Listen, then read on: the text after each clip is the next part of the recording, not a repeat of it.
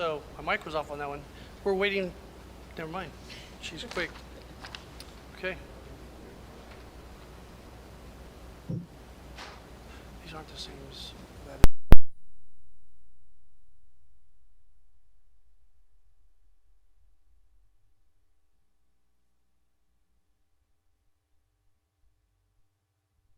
You guys ready? No way. Pass. Call this Atwater City Council meeting to order, February 8th, 2021. Time now is 6:02 p.m. We'll do the Pledge of Allegiance led by Thomas in the back row, if you don't mind leading us tonight in the Pledge of Allegiance. And then is Pastor Bruce online with Zoom right now? Yes, Pastor? he is. Pastor? He is.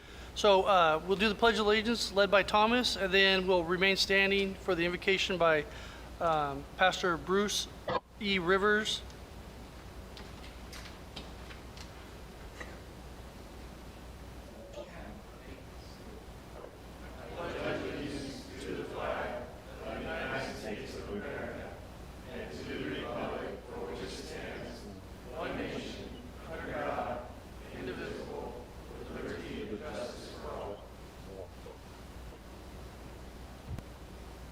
Good evening, my fellow citizens of the United States of America, state of California, Merced County.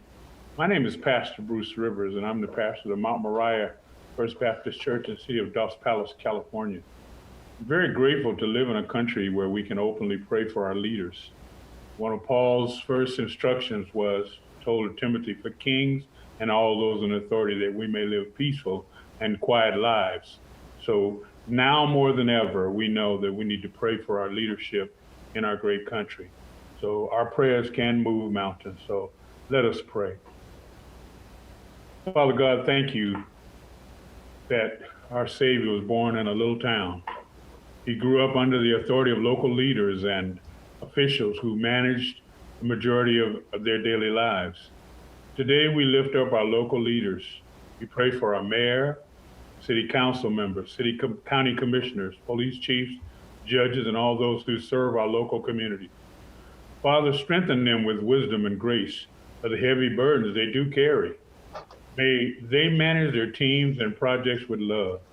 Keep their hearts pure and their eyes turned toward your face as they work in the best interest of the people they are called to serve. In Jesus' mighty name, amen. Amen. Thank you, Pastor.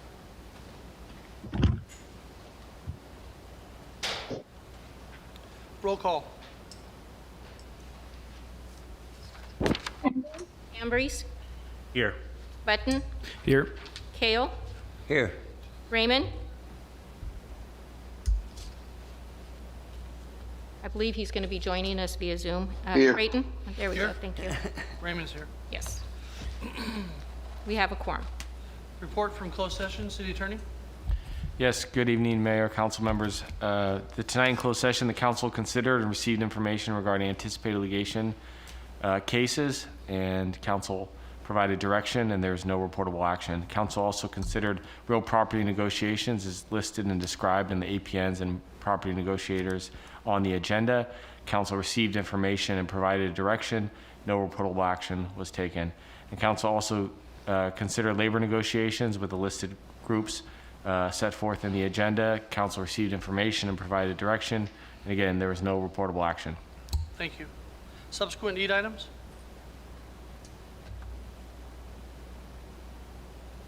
Janelle, is there any? I'm sorry, Janelle, we couldn't hear you. Mayor, there are no subsequent need items.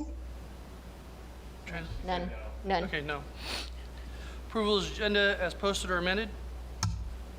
I'll make a motion to approve the agenda as posted. I'll second. Motion by Kale, second by Ambrose. Ambrose, Yes. Button, Yes. Raymond, Yes. Kale, Yes. Creighton, Yes. motion passes. Okay, so everybody, tonight we're going to have ceremonial matters. As you all aware, this is February, Black History Month. Let me give you a little bit of background on Black History Month, where it began. And Black History Month, well, I thought it said it, okay, yeah. Also known as African American History Month, the event grew out of a Negro History Week, the brainchild of noted historian Carter G. Woodson and the prominent African Americans. Since 1976, every U.S. president has officially designated this month of February as Black History Month. On February 2021, we decided to reaffirm this and continue this process, as being the mayor, that we picked some individuals out of our community that have impacted us, that have done things above and beyond, and not for the recognition. I think they were both shocked and surprised when I picked them out of the community. I know Thomas and Mr. Davis. I have a long history with both you guys. Pastor Davis, he and I went back to, I believe it was a traffic commission 20-some years ago. And then I moved on to the planning commission. And Thomas and I, we worked at a local corporation in Merced County. And you were very kind to me and helped me out quite a bit while I worked there with you guys.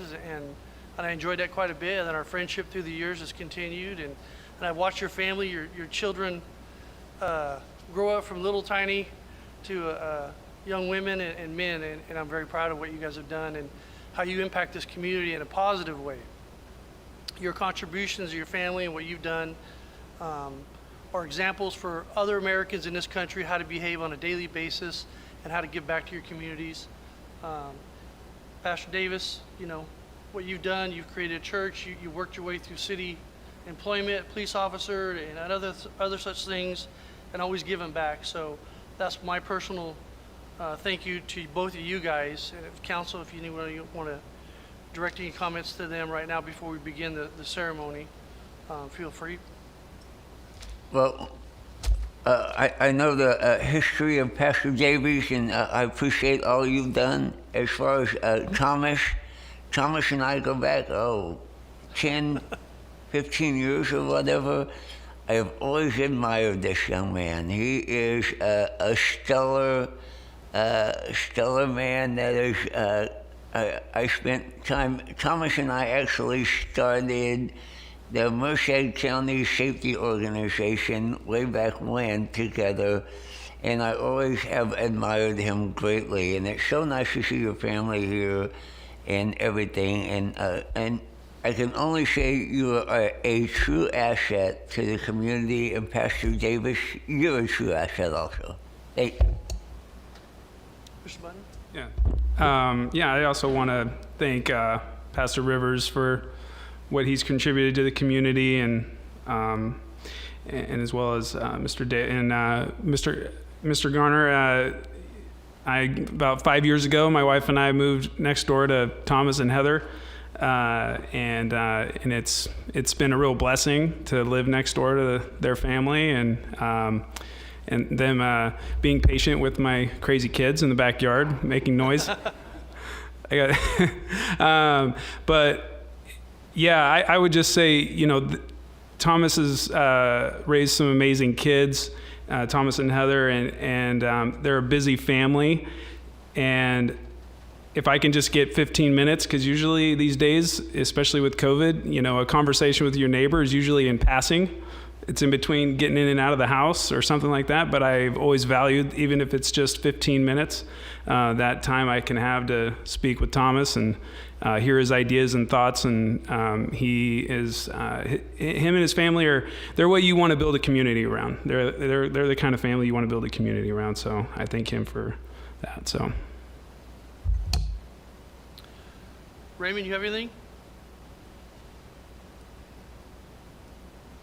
Councilman Raymond? Yeah, I'm gonna have to log back out and back in. It keeps going in and out. I can't really hear much. 1 second. Okay. That was easy. Wants to say something? Okay. Technical difficulties. I will tell Mr. Gardner's kids, I don't know if you know this, but your dad is a rock star in the world of safety, especially in this area. So just to let you know, he is a true rock star. Raymond, you there? Ambridge, did you have anything to contribute? I personally don't know both of you gentlemen, but thank you guys for being here tonight. And it is an honor for us to have you guys here. Thank you. Anybody in contact with Raymond? Yep, I think can you hear me? Yep. Hear you loud and Okay. clear. No, I don't have the pleasure of knowing Thomas, but I do know Jimmy Davis. And Jimmy, you're a good man. You've done a lot of great things, especially with your church and in the community. And I know you're always willing to give of your time and of yourself, and we greatly appreciate that. I know I do as a person. I know we both just lost a friend who you're always there for, and many others in the community that you take care of and look after. So we appreciate you, and thank you. Thank you, Councilman Raymond. Okay, so Councilman Kale, Ambrose, and Button, why don't you meet me down here? And then we'll call our two dignitaries up and we'll start the process. Do we have a...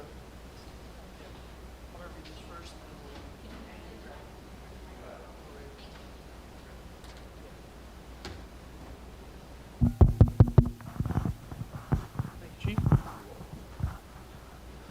Okay, Thomas, Pastor Davis, do you want to bring a chair up here? I know you got bad legs.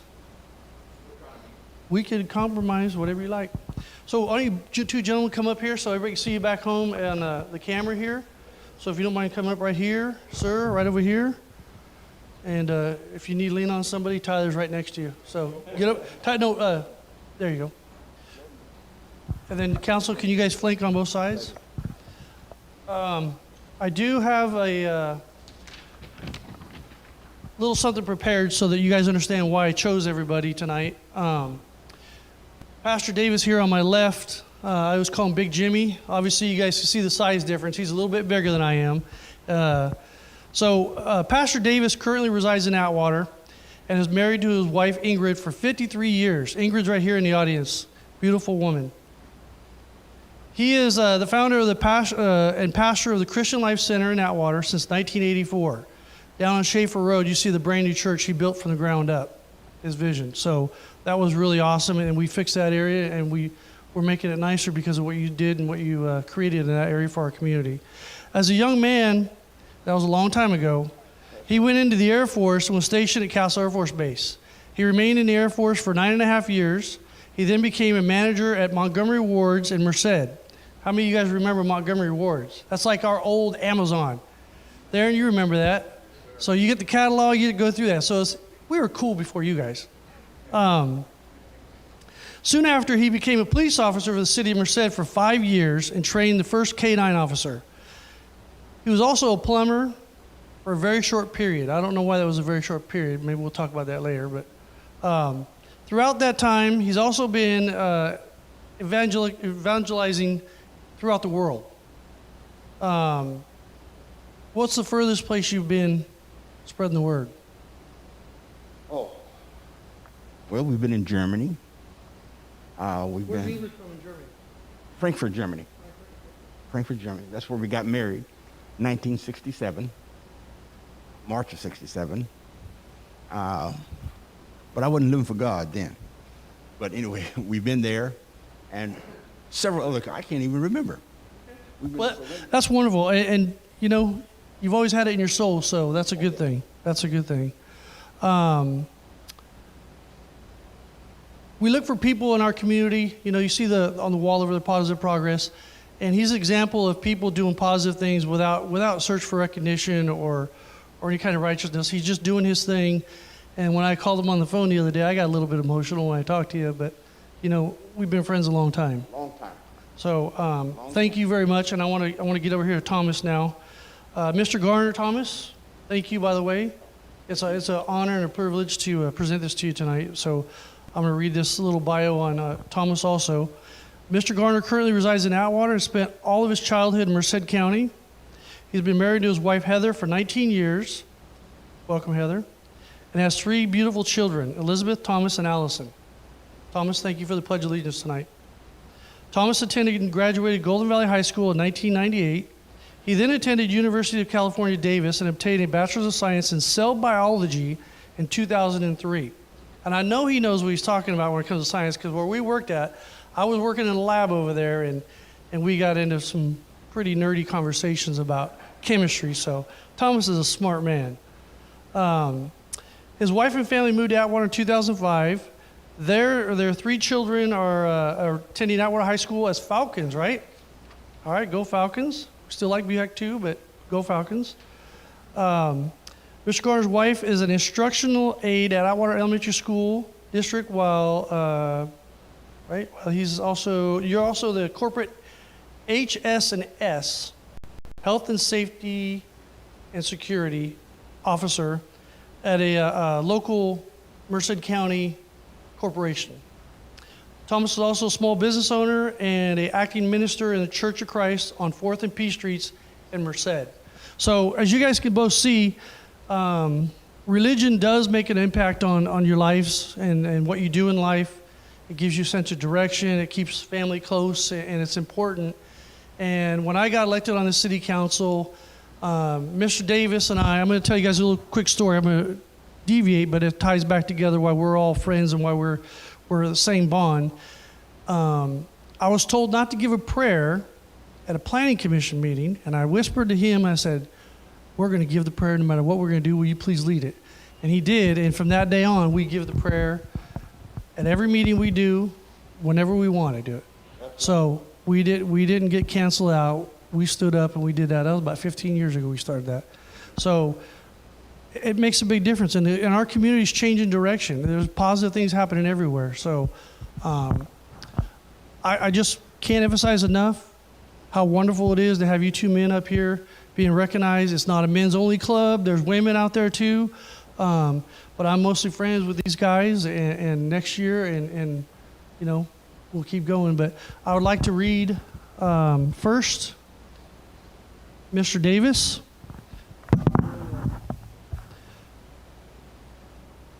You ready? Mm-hmm. Okay, we're recognizing you here. Okay. Whereas Mr. Davis currently resides in Atwater and is married to his wife Ingrid for 53 years. Whereas Mr. Jimmy Davis is founder of the pastor of Christian Life Center in Atwater since 1984. Whereas as a young man, he went to the Air Force for 9.5 years and he became a manager at Montgomery Wards in Merced. Whereas Jimmy Davis, soon after becoming a police officer in the city of Merced for 5 years, trained the first K-9 officer. After that, he was a plumber for a short period of time. Whereas Mr. Davis, throughout his evangelical period, places and locations, he's touched many people, and he's truly a servant of his community and his Lord. Whereas Mr. Davis has been committed to spreading community pride citywide throughout his work on behalf of all residents of City of Atwater, making the City of Atwater a better place for us all to live. Whereas Jimmy Davis contributed extensively to his community for his congregation. Now therefore, I, Paul Creighton, Mayor of the City of Atwater, present this resolution to Jimmy Davis for his many contributions in promoting positive progress in Atwater. Thank you. Now you can say a few words.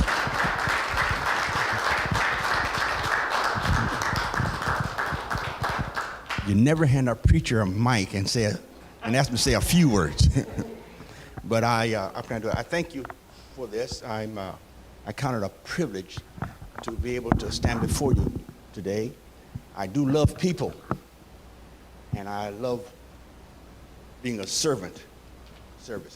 And I first met Paul and the city some years ago in the Traffic Commission.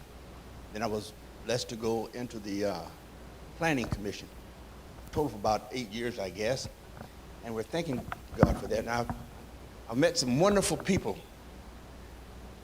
Our mayor, and before he became mayor, he was a good man then. And the city manager, I work with her too. She's a super lady and does a great job. And I really count it a privilege to be able to stand here before you and say thank you. We do try to do that which is right. And God, with him, do all things through Christ that strengthens. Amen. Thank you very much. And Thomas, let me read the resolution to Thomas here. Whereas Mr. Garner currently resides in Atwater and spent all of his childhood in Merced County. Whereas Thomas Gardner has been married to his wife Heather for 19 years and has 3 children, Elizabeth, Thomas, and Allison. Whereas Thomas attended and graduated Golden Valley High School in 1988, where he has attended University of California, Davis, and obtained a Bachelor's of Science in Cell Biology in 2003. Whereas Mr. Garner and his wife and family moved to Atwater in 2003. Their 3 children are all attending Atwater High School, whereas Thomas's wife is an instructional aide at Atwater Elementary School District, while he is a corporate HS&S manager at a local corporation in Merced County. Thomas is also a small business owner and acting minister with the Church of Christ on 4th and P Street in Merced, California. Whereas Mr. Garner has become committed to spreading community pride citywide throughout his work on behalf of the residents of Atwater and making the city of Atwater a better place to live. Now, therefore, I, Paul Creighton, Mayor of the City of Atwater, present this resolution to Thomas Gardner for his many contributions in promoting positive progress in Atwater. You're welcome.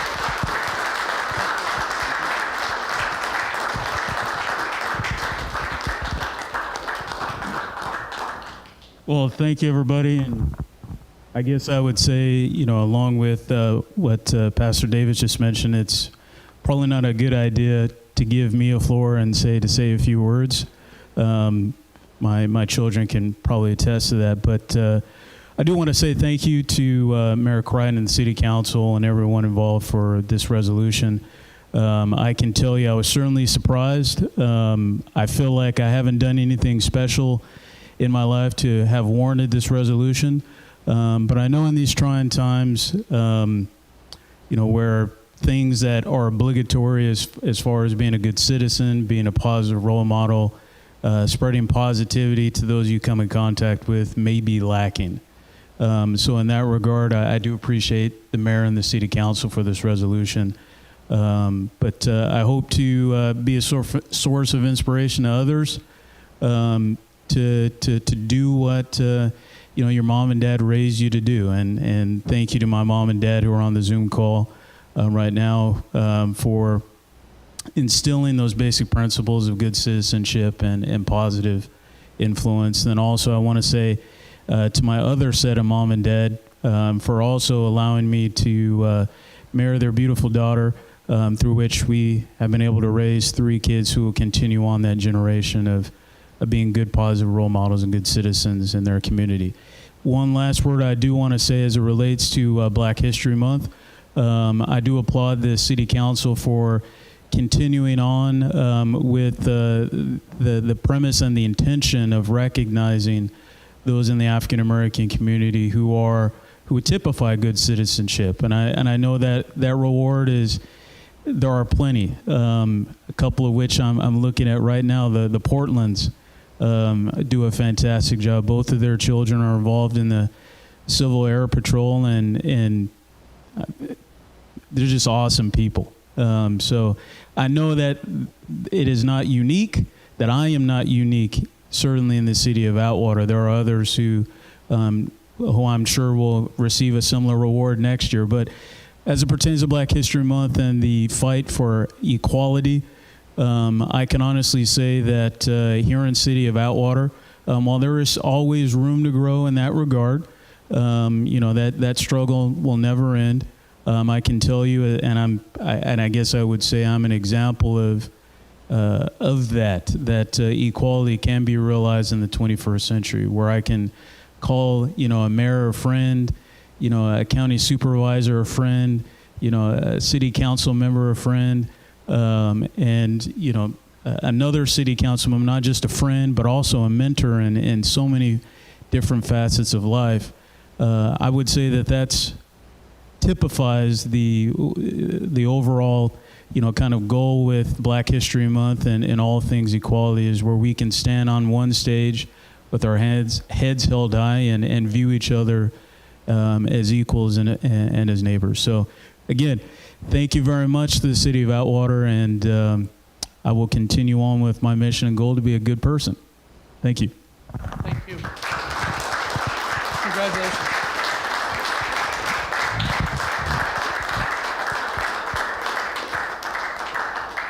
You know, I'm up here smiling the whole time because I just love these two guys. I think you said everything I ever wanted to say. You're very eloquent about what you said. You do tend to go long. That's okay.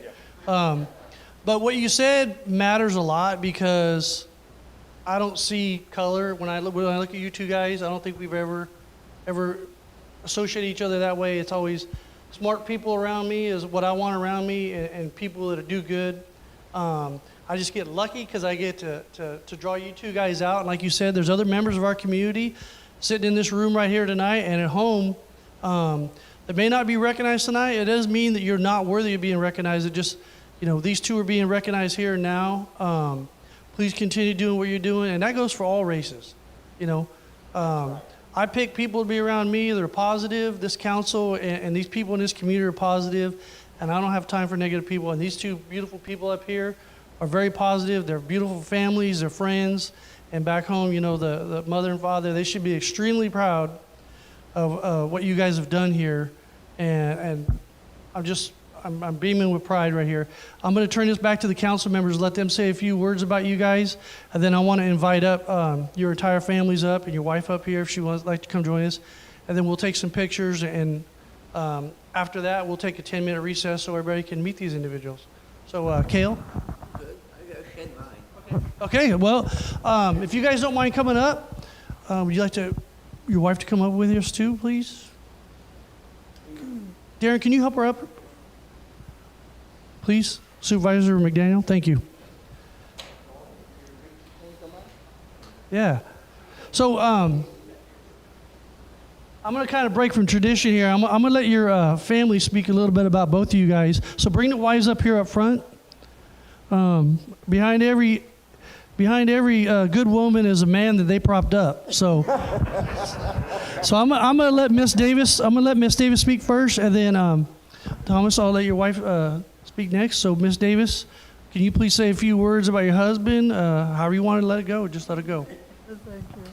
Thank you very much, and I really appreciate my husband being on it this way, and. My husband is a people person, for sure, and he puts God first, and he tried, build that church, and he mentored a lot of young people that came from the base, actually, and I'm just very proud of him, and I thank you all for honoring. Thank you, ma'am.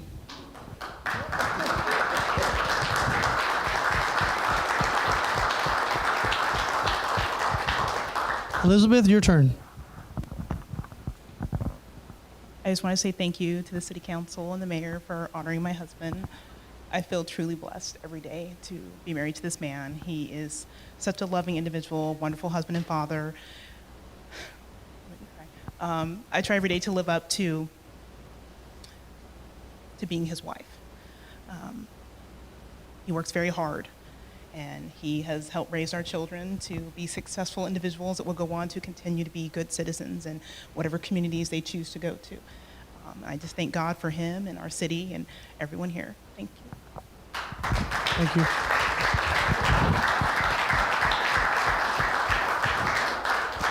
Okay, so with that, we're going to take about a 5-10 minute recess so that you guys can take pictures. You're welcome to, this is your house, so you guys can, if you want to go behind the dais, you can go up there and take pictures. But so come meet our fellow citizens that are making Atwater a positive place to live.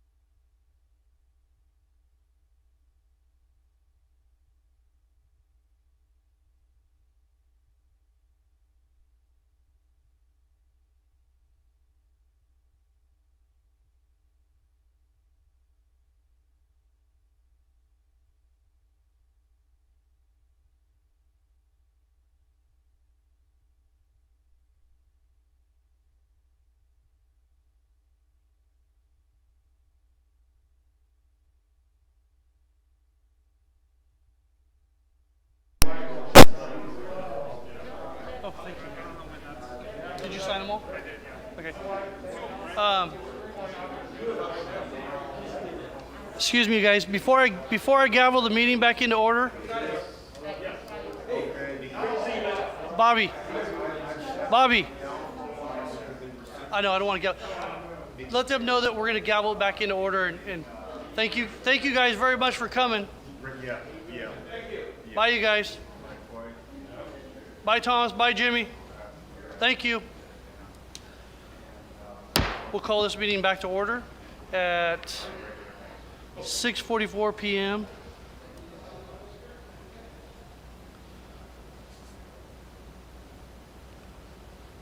Okay, and then we're gonna move recognition of Fred Warshaw, our past planning commissioner who's passed away. We're gonna move that to the next council meeting so that we didn't want to have too many people, and we want to be able to make everything special. So Fred's given a lot of his life to this community also in a positive way. So council, we're going to pull that and wait till the next meeting.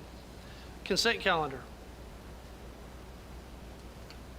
Background information has been provided on all matters listed under the consent calendar, and these items are considered to be routine. All items are under the consent calendar are normally approved by one motion. If discussion is requested on any item, that item will be removed from the consent calendar for separate action. Thank you. Minutes. Item 1. Oh, actually, sorry. I'm jumping off the regular session.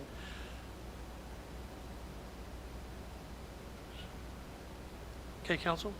Any comments? Any members of the public? Motion to approve the consent calendar is posted. Okay. I'll say. Second.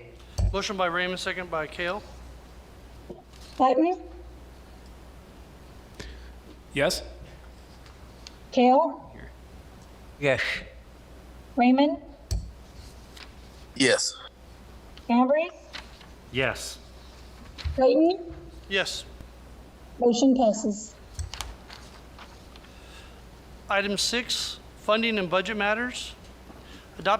Adopting resolution number 3208-21, approving the budget amendment number 14, amending fiscal year 2021 budget regarding revenue and expenditure adjustments based on mid-year analysis, and authorizing the general fund to repay the sewer fund on behalf of the local transportation fund. Finance Director Kelly Jacobs Hunter and City Manager Waterman. Good evening. Thank you, Mayor and Council. The item that I have for Council tonight is, just as you stated, it is a review of the fiscal year 2021. We're looking at it mid-year, 6 months has elapsed. And staff has also proposed some budget amendments for Council's consideration. So I'll go through the entire, actually, agenda report, and us have a PowerPoint, I think, which I'll go through. I have copies of the PowerPoint. Does anybody?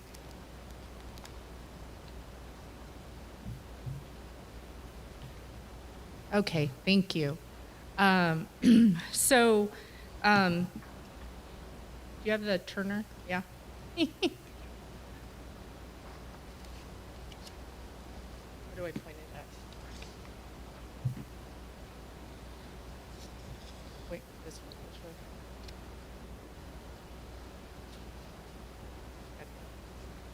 Perfect. Okay, so we'll go ahead and actually we're going to start.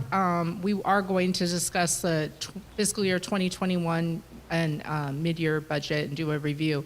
But I do want to just go back a little bit and talk about fiscal year 1920, which ended a little over 7 months ago. I wanted to go over that. The council will be receiving the financial statements and the audit. It is almost complete. I have a draft version of it, and that will be brought to council for presentation and possible acceptance either at the next meeting or the first meeting in March. So we saw that July 1st to 19, we saw that this is our general fund that we're talking about. So this is where all our general purpose activities are paid for out of, which will include police, fire, recreation, parks, admin, all of the general services we have, planning, community development. And we saw a positive fund balance, which was extremely wonderful because the city had not had a positive general fund balance in quite a few years. So we opened the July 1st of 19 with $705,166. That is an audited figure. And then when we presented the 2021 budget, in the 1920 budget, sorry, the adopted budget, these are the unaudited numbers. So in revenue, we actually received $15,163. And that also includes any transfers in and out from other funds and proceeds from the sale of real property. And then for our expenditure side, the general fund expended $12,737,842. I only have to say unaudited because I haven't brought you the financial statements. So until they're actually presented and finalized, I have to note it as unaudited. We did have some prepaid items that we had prepaid at 6/30/20, totaling $28,427. So we are looking at, when we ended fiscal year 1920 at 6/30/20, we are looking at starting the current fiscal year that we're in with $3,101,997. And the ABC 30's coming in. Coming to take note of that. So that is very, very positive progress that the city of Atwater has achieved, the mayor and council, through their prudent fiscal planning. So that ends us that opens us at 20, which was about 7 months ago. And then just a little bit back in June, when we adopted the 2021 budget, I came to council. Staff presented you a budget that was balanced, and it actually had just a little bit of surplus in it, just over $35,000. So you can see there what we budgeted in general fund revenue, what the expenditures were planned to be. So now, knowing that we have this nice $3.1 million opening, or the beginning balance really at the beginning of fiscal year 20. Then when we look at what we have planned for 2021 with that surplus, we are looking at in about 4 months or 5 months, we should be planning on $3,137,710. But that's before we go through the amendments. But that will give you an idea of where we started the fiscal year. And keep in mind that I talked about the fact that the financial statements will be brought to council for acceptance shortly. And let's remember, at the time when we adopted the 2021 budget, we projected the general fund balance at $1,267,162. So it is having the year that we had in 1920, which is due to a number of factors of why we actually increased the fund balance up to $3.1 million. And we'll go over that when we get the financial statements, but there are many factors that attributed to that. And that some of it is that some revenue came in more than we budgeted. About $1 million in appropriations wasn't spent by the departments out of their department budget. And we did have proceeds from the sale of real property. So combined, that you'll see when we go over the financial statements, that will show us how we got to the 3.1. So now we're going to talk about the mid-year budget. 6 months of fiscal year 2021 has elapsed. The general fund has performed very well in spite of COVID. We've actually seen growth in our sales tax that our neighboring communities haven't seen, our neighboring cities. So we are pleased with that. And that has a lot to do with the makeup of our sales tax base. But we are actually saw an increase of growth of 3% over the previous year. And we had projected a 10% decrease. So, so far, so good. I know it's only half the year, but we are looking strong.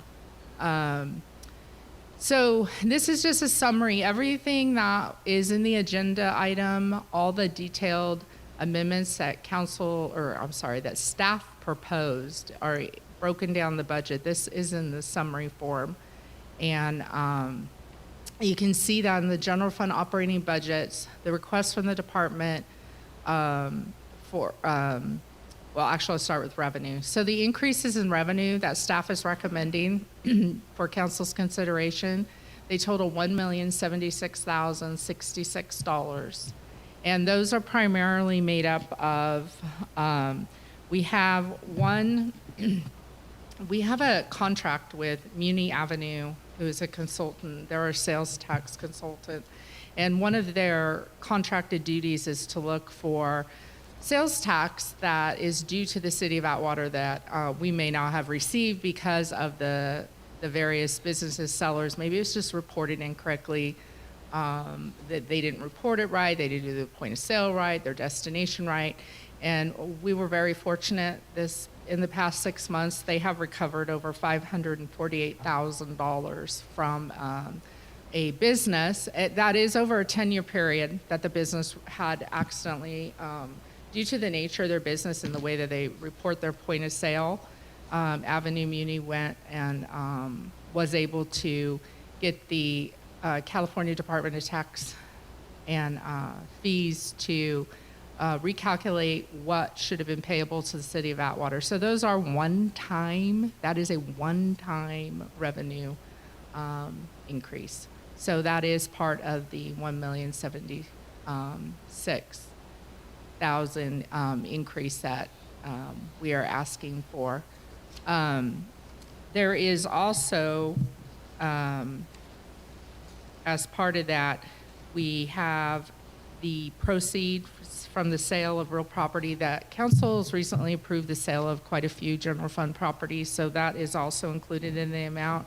We do have reductions because of COVID, so although our sales tax and things of that nature are looking strong, we do have some impacts from COVID.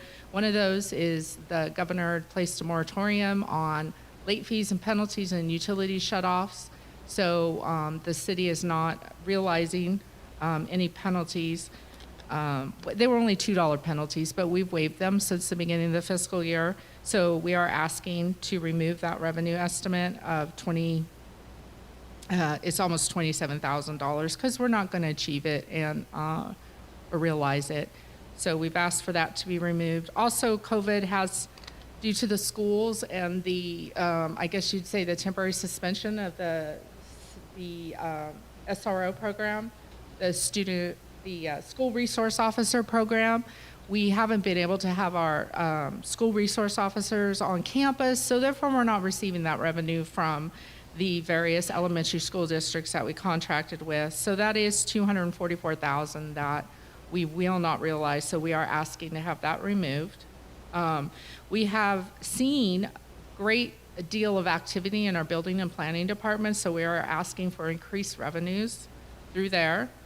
And then so when you add up the additions we want and you take away the revenue we know that we're not going to get, then it would be an increase in revenue of $1,076,066. So that's for the general fund. And I'm going to go ahead and stop there in case, does anybody have any questions about the general fund revenue amendment requests? I put the details in the staff report, but I'm happy to answer any questions, and the department heads are here too. Okay, I'm going to open up to the council, then after we get on the council and the presentation, we'll open up to the public. So, council, do you guys have any questions? Councilman Raymond, any questions? Continue. Okay, so that's for what the staff is asking or recommending to council, what the amendments would total. So on the expenditure side, we do have some expenditure requests, and the operating budgets, those total $280,328. The majority of that is, we do have to remember that our contract with Muni Avenue, who is our sales tax consultant that does those audits and found that $550,000, they do, as part of their contract, they get a 25% fee of anything they recover. So since that was unanticipated, it was not budgeted, their fee. So the majority of that is the fee that we need to pay them their share of what they helped us recover. Still a great deal. We keep 75%. They are paid a 25% fee. That's something that we would have never been able to audit and get that information because we're not privy to it. So it is vital that we have that contract, and this is a great benefit to the city of Atwater this year that they found that. We do have some requests for some capital projects in the general fund, and we're asking for, and that is related to the proceed from the sales of the real property, which last fiscal year we received $219,000, and that those funds were not appropriated towards any project, so they just went into the reserve. They're part of that $3.1 million. And then this year, council has authorized $717,000 to date of the sale of general fund property. So that combined is a little over $9 million. And so we are staff is requesting to transfer out $800,000 of that to the general fund, capital fund, to go towards the purchase and acquisition of city buildings facilities. So it'll be what was sold, which was land and buildings, it'll be turned around and it'll be an asset exchange for like property. Does anyone have any questions about that? No? Councilman Ramey, you have any questions?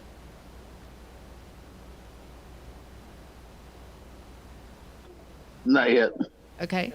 The other, because it is 1.6 million that we're requesting be transferred from the general fund operating fund over to the capital fund. The other 800,000 is for improvements and rehab to city facilities. So that's makes up, it's 800 for 1.6 million. And then I have slides here that will show the effect of that on our general fund reserve of 3.1. So you'll be able to see.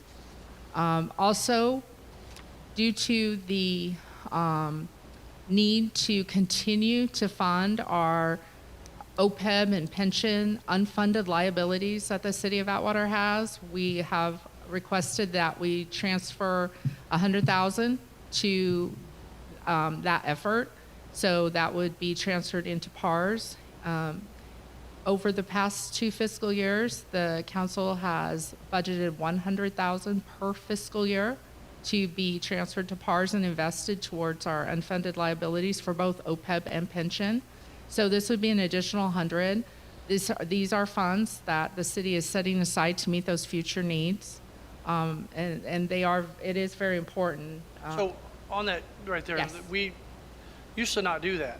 Correct. New practice that we're doing. So when we're talking about future obligations, so you're an employee here and you're going to retire, you're going to know that if you work at City of Atwater, that we're going to meet your retirement needs, and our contractual agreement we gave with you. So you'll see as 2021 progresses, there's going to be some communities in California that may not be able to do that for their employees, but we here in Atwater, we've been for the last 4 years working hard at that, and I just want to bring that to everybody's attention that the employees here are important also, and that we meet our obligations to all of our creditors and employees also. Yes. I think it's important to note that what Kelly mentioned too, even though it was budgeted this year for the 100,000, we're recommending that we increase that to an additional 100 because we're going Right, and the reason for that is that stability. It's not always a rainbow pot, and we know that. We're probably one of the most prepared communities in the United States because we never get our fair share. We always get left behind, and everybody's always pointing their finger at us, and we've learned how to go it alone. So with that, we're going to continue to do what we have to do to survive, and we've got smart people that know how to fill these gaps. So good job. Thank you, Mayor. So with that, that would total the amendments for the expenditure requests or appropriation requests are $1,980,328.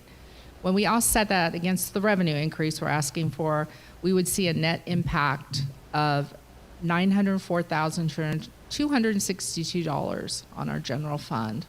So keep that in mind as we go to the next slide. Okay, there is an item that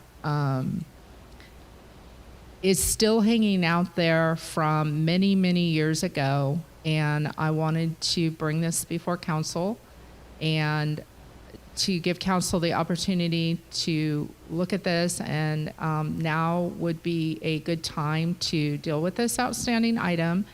And it goes back to fiscal years 10, 11, 11, 12, 12, 13.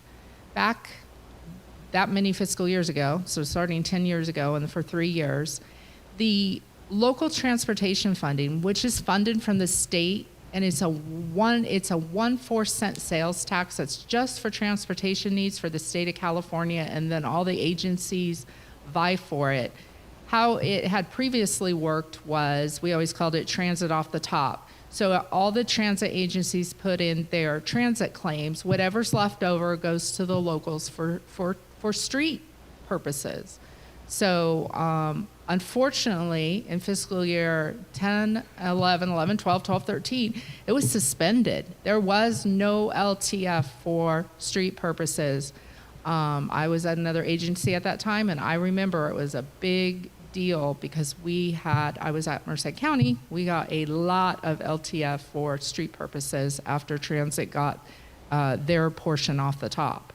So unfortunately, here in Atwater, from the books, what they did was they continued to spend on local street expenditures out of the LTF fund for those 3 years, and it created a deficit of $417,410 at 6/30/13, which basically means there was no LTF revenue to cover those street expenditures. There is no gas tax revenue to cover those street expenditures. So what happened at 6/30/13 was the sewer fund loaned the LTF fund the cash to cover the negative cash fund balance. And that due to due from was booked back then, and it has been on the books ever since. There has never been any action taken on it. As we know, LTF funds are received through a claiming process. They are project specific. We do not get LTF funds for general street expenditures. Plus, I went through the LTF through the state claiming information, and I can't see anywhere where I can claim funds for previous or old expenditures, because I thought, well, maybe I could try to claim some LTF to cover this. I can't find anywhere that that's allowed. It's only for current expenditures, and they're all project specific. So I am proposing, and the council consider repaying the sewer fund from the general fund on behalf of the LTF fund, because the LTF fund will never have the funds. And if you don't do it, that is just going to hang out there, and at some point in time, it's due froms are only supposed to be a year in length. We're eight years in length. So this would be similar to the other loans that we had to the wastewater, which we are paying off this year, and many that the wastewater enterprise fund to water being paid off this year. The wastewater to sanitation will be paid off at the end of this fiscal year, and then the general fund one that we will pay it off with the note. So this, rather than incur another loan, staff is recommending that we pay it in a one-time lump sum. That clears up all city debt obligations. Which I think, Mrs. City Manager and Madam Finance Director, if I may. Yes, sorry. You know, since I've been on the council, we've been a council of getting things done and not kicking the can down the road. And I want to thank Director Jacobs Hunter for bringing this to us now, because there's no time like the present. and if we can get rid of another debt obligation that was put upon us by others, then so be it. We're going to do it, and I'm all for this. And clearing the books of another problem is that's what we're about, and we're going to keep on hammering it out and making it work and moving the ball further down the field. Council, you have any other questions? Comments? With this, how does this fast forward or speed us up towards possibly lowering water, sewer, and garbage? Does that correlate at all? Would that connect at all down the road? I'll let Kelly answer that. It could. It is shown as it is, like I said, the money is reflected that the sewer fund is owed it. So when we do our rate studies, it is taken into account that it's going to get paid. There's no finality. There's nothing that's been done. So even if council doesn't want to take all of it and pay it at once, at least if we could get on some sort of schedule and pay it off in a few years, then that's your last thing hanging out there, to where you have a clean slate to just move forward. Your old past debt is gone, and you can move forward you'll be mortgage free.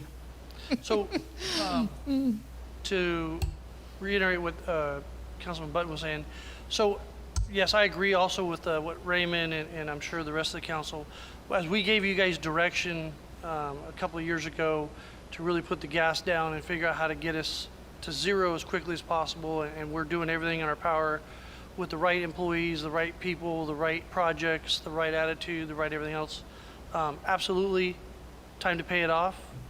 Not kick the can down the road, as somebody said earlier. Also with that, as we see a $400,000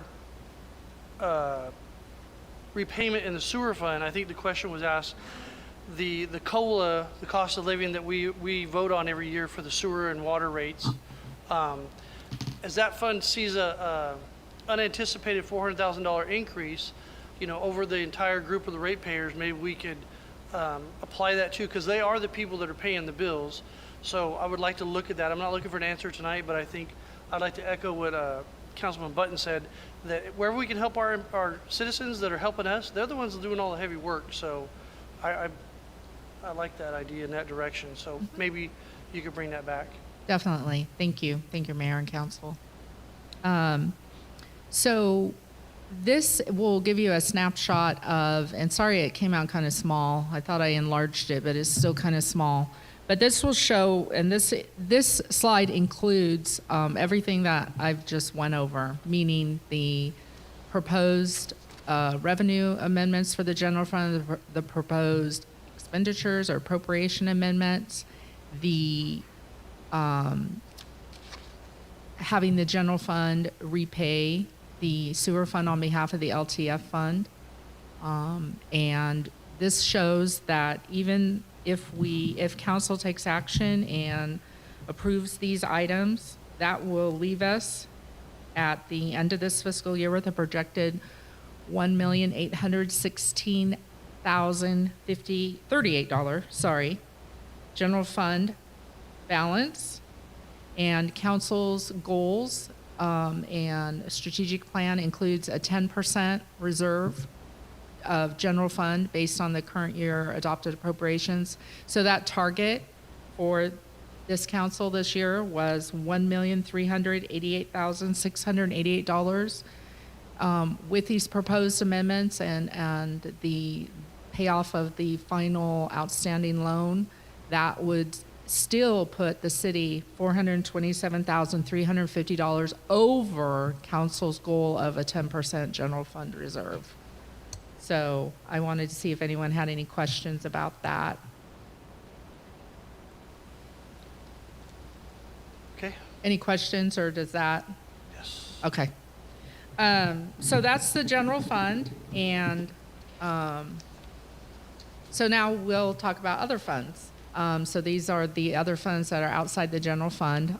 The general fund, capital fund, it is a general fund, it's just capital fund, and it probably should be up right underneath the general fund, but it ended up on this slide that said other funds.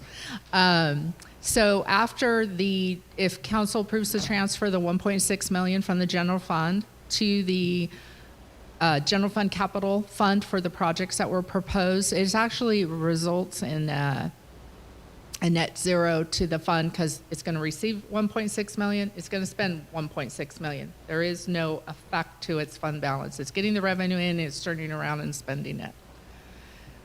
For the gas tax fund, there's some small amendments that are being proposed, and if you would like, they're all in detail in the agenda item, but I wasn't going to just read the agenda item for each item unless you would like me to. But this shows the net result of each fund and the changes. And if you guys want to stop me, if you want to go into one, that might be the best way to proceed. So for the gas tax fund, there's some minor amendments that would actually result in a decrease of $6,202 to the fund balance. In the traffic and circulation fund, that's one of our impact fee funds for traffic. We are in need of 20,000 additional funds for the Windway and Bellevue Signal project. So that would decrease that fund balance by that amount, but there is plenty. That is one of the impact fee funds, and it has plenty of funding available. The Parks and Recreation Fund, that is also an impact fee fund. The council recently took action on the sale of a portion of Joan Fall Park, and part of the proceeds from the sale of that portion are going towards a new restroom construction and parking lot improvements. So the amendment before council tonight for that fund is to estimate the proceeds from the sale of a portion of that property and then budget those proceeds for a new restroom and parking lot improvements. So once again, it has a net effect of zero. The money comes in from the sale of the piece of the property, then the projects are done, which total the same amount. The water I have a enterprise question fund- on the sale of that piece, real quick. Yes. What's that? Does that affect the soccer fields? Do we know? No, it doesn't. Okay. Okay. Yeah, and the amount, it's 159,000 is the portion that belonged to the new restroom and the parking lot improvements of the total sale of 200 and something. Sorry. Greg's looking at me funny. I think I said it wrong. Okay, Water Enterprise Fund. There's some, this is the operating enterprise fund. So there are some amendments that would realize a net decrease of $9,106 to the fund balance. And the Water Capital Fund, this is a big one. There is a proposed amendment for increasing the water tower rehabilitation and repainting project by $2 million. So that would impact the Water Capital Fund, should council approve that amendment. So that's a big number. I don't want Yeah, it's to a wish big through that, so I number. want to talk about that real quick. Can you go back to the 2 million on the water tower? Yes, sorry. And Greg, can you come up to the podium in case I get There it stumped is. on anything? So what we're talking about there is there's obviously enough money to cover this in the Water Capital Fund. The city of Atwater was supposed to every year do preventative maintenance on our water tower. That being said, never done it. So we have at least 10 years at $200,000 a year. We haven't maintained any maintenance on that tower other than the revenue from the cell tower on the top and our guys just maintaining the bottom of it. So if you get up close, you can really see the dire repairs needed. Second to that, on our water, when we're planning the future, our water master plans? Water master plan calls for storage facilities to be built within the city of Atwater and maintain the existing storage that we currently have. So to build a 1 million gallon storage tank's about $1.5 million, $2 million to build an additional tank. We're already down a couple of storage tanks. So we can't take this one offline while we try to plan in the future for something else. So it's critical that we maintain this asset and we continue to move forward with our water master plan to secure other properties and expand our water storage, because a community our size, we need at least two additional 1 million gallon reservoirs for fighting fire and low pressure situations around town, which we commonly run into that we're resolving right now. But big number, didn't want to gloss over that. I wanted to come back and touch on that. With that $2 million, that's not to exceed $2 million. We're not looking to blow the $2 million, but we're going to probably end up draining the tank, send a corporation with guys to go inside, sandblast the inside. You have to re-epoxy it, primer it. It's a labor-intensive, long process to get this thing back rehabilitated to where it's a satisfactory condition, which it's not right now. And then also with that, there's Homeland Security requirements that we're going to be optimizing with lighting that water tower when we're done. So it will be lit up. It's not for aesthetic purposes, it's for Homeland Security, but it will benefit us because today they have technology of LED, and we'll be able to change, maybe, hopefully, we'll be able to change colors of the tower throughout the year to show that our community is involved in different activities such as breast cancer awareness or whatever color that month may be. But it's to help the police department and the water operators to always assess the security level of our water treatment facilities. So what do you want to add to that, Director? Just to echo a part of what you had said in your presentation, Mayor, which was that at some point, water pressure in the city is going to become critical. It has already been identified in master plans as well as other planning efforts. The tank facility is a critical part of our infrastructure at this time. It is not something we can deal without.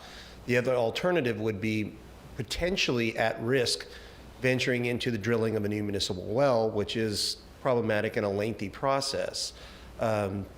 Again, for purposes of pressure, and even if you looked at the alternative of what it would cost to demolish, for the demolition of a facility like that, this, because of the asset that it provides for the city, in my opinion, is the better option. Thank you. I think that covers it. Kelly, Council, do you have any questions? No? I got a quick Oh, one, just Councilman Reese? for clarification. So the portion of the park that was sold, it was just for our TCP project, correct? You're going back to Joan Fall? Yeah, just real quick, just for clarification. Kelly? Or Greg? Yeah, Greg, please. Okay, so there were two items in that, and that was what was identified in the resolution, Councilmember Ambrose. One was the identification of what the land value was, and that because the project displaced the existing facilities, it was responsible for replacing them. So there was one amount that was allocated for the land value of what was taken by the project or used by the project. Now keep in mind, as opposed to going to Joan Fall Park, the city looked at 3 different alternatives to try to relocate this someplace else, and it just was not possible. So this was a more of a last resort. It was done in concert with our people and members of our parks committees and our park staff to make sure that we didn't interfere with the soccer fields that are located there, and that it replaced the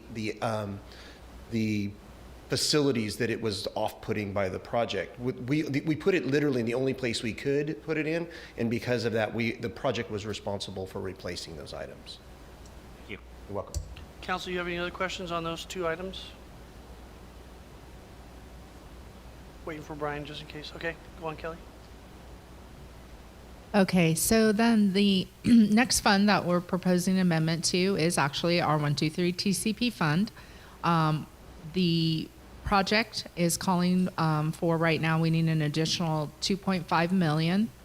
And we had over 44 million. We budgeted 25.1 million at the beginning of the fiscal year, and then progress is moving along. We got phase 1, phase 2, and we will need an additional 2.5 in appropriation for the end of this fiscal year to issue contracts. So that is what we are asking for.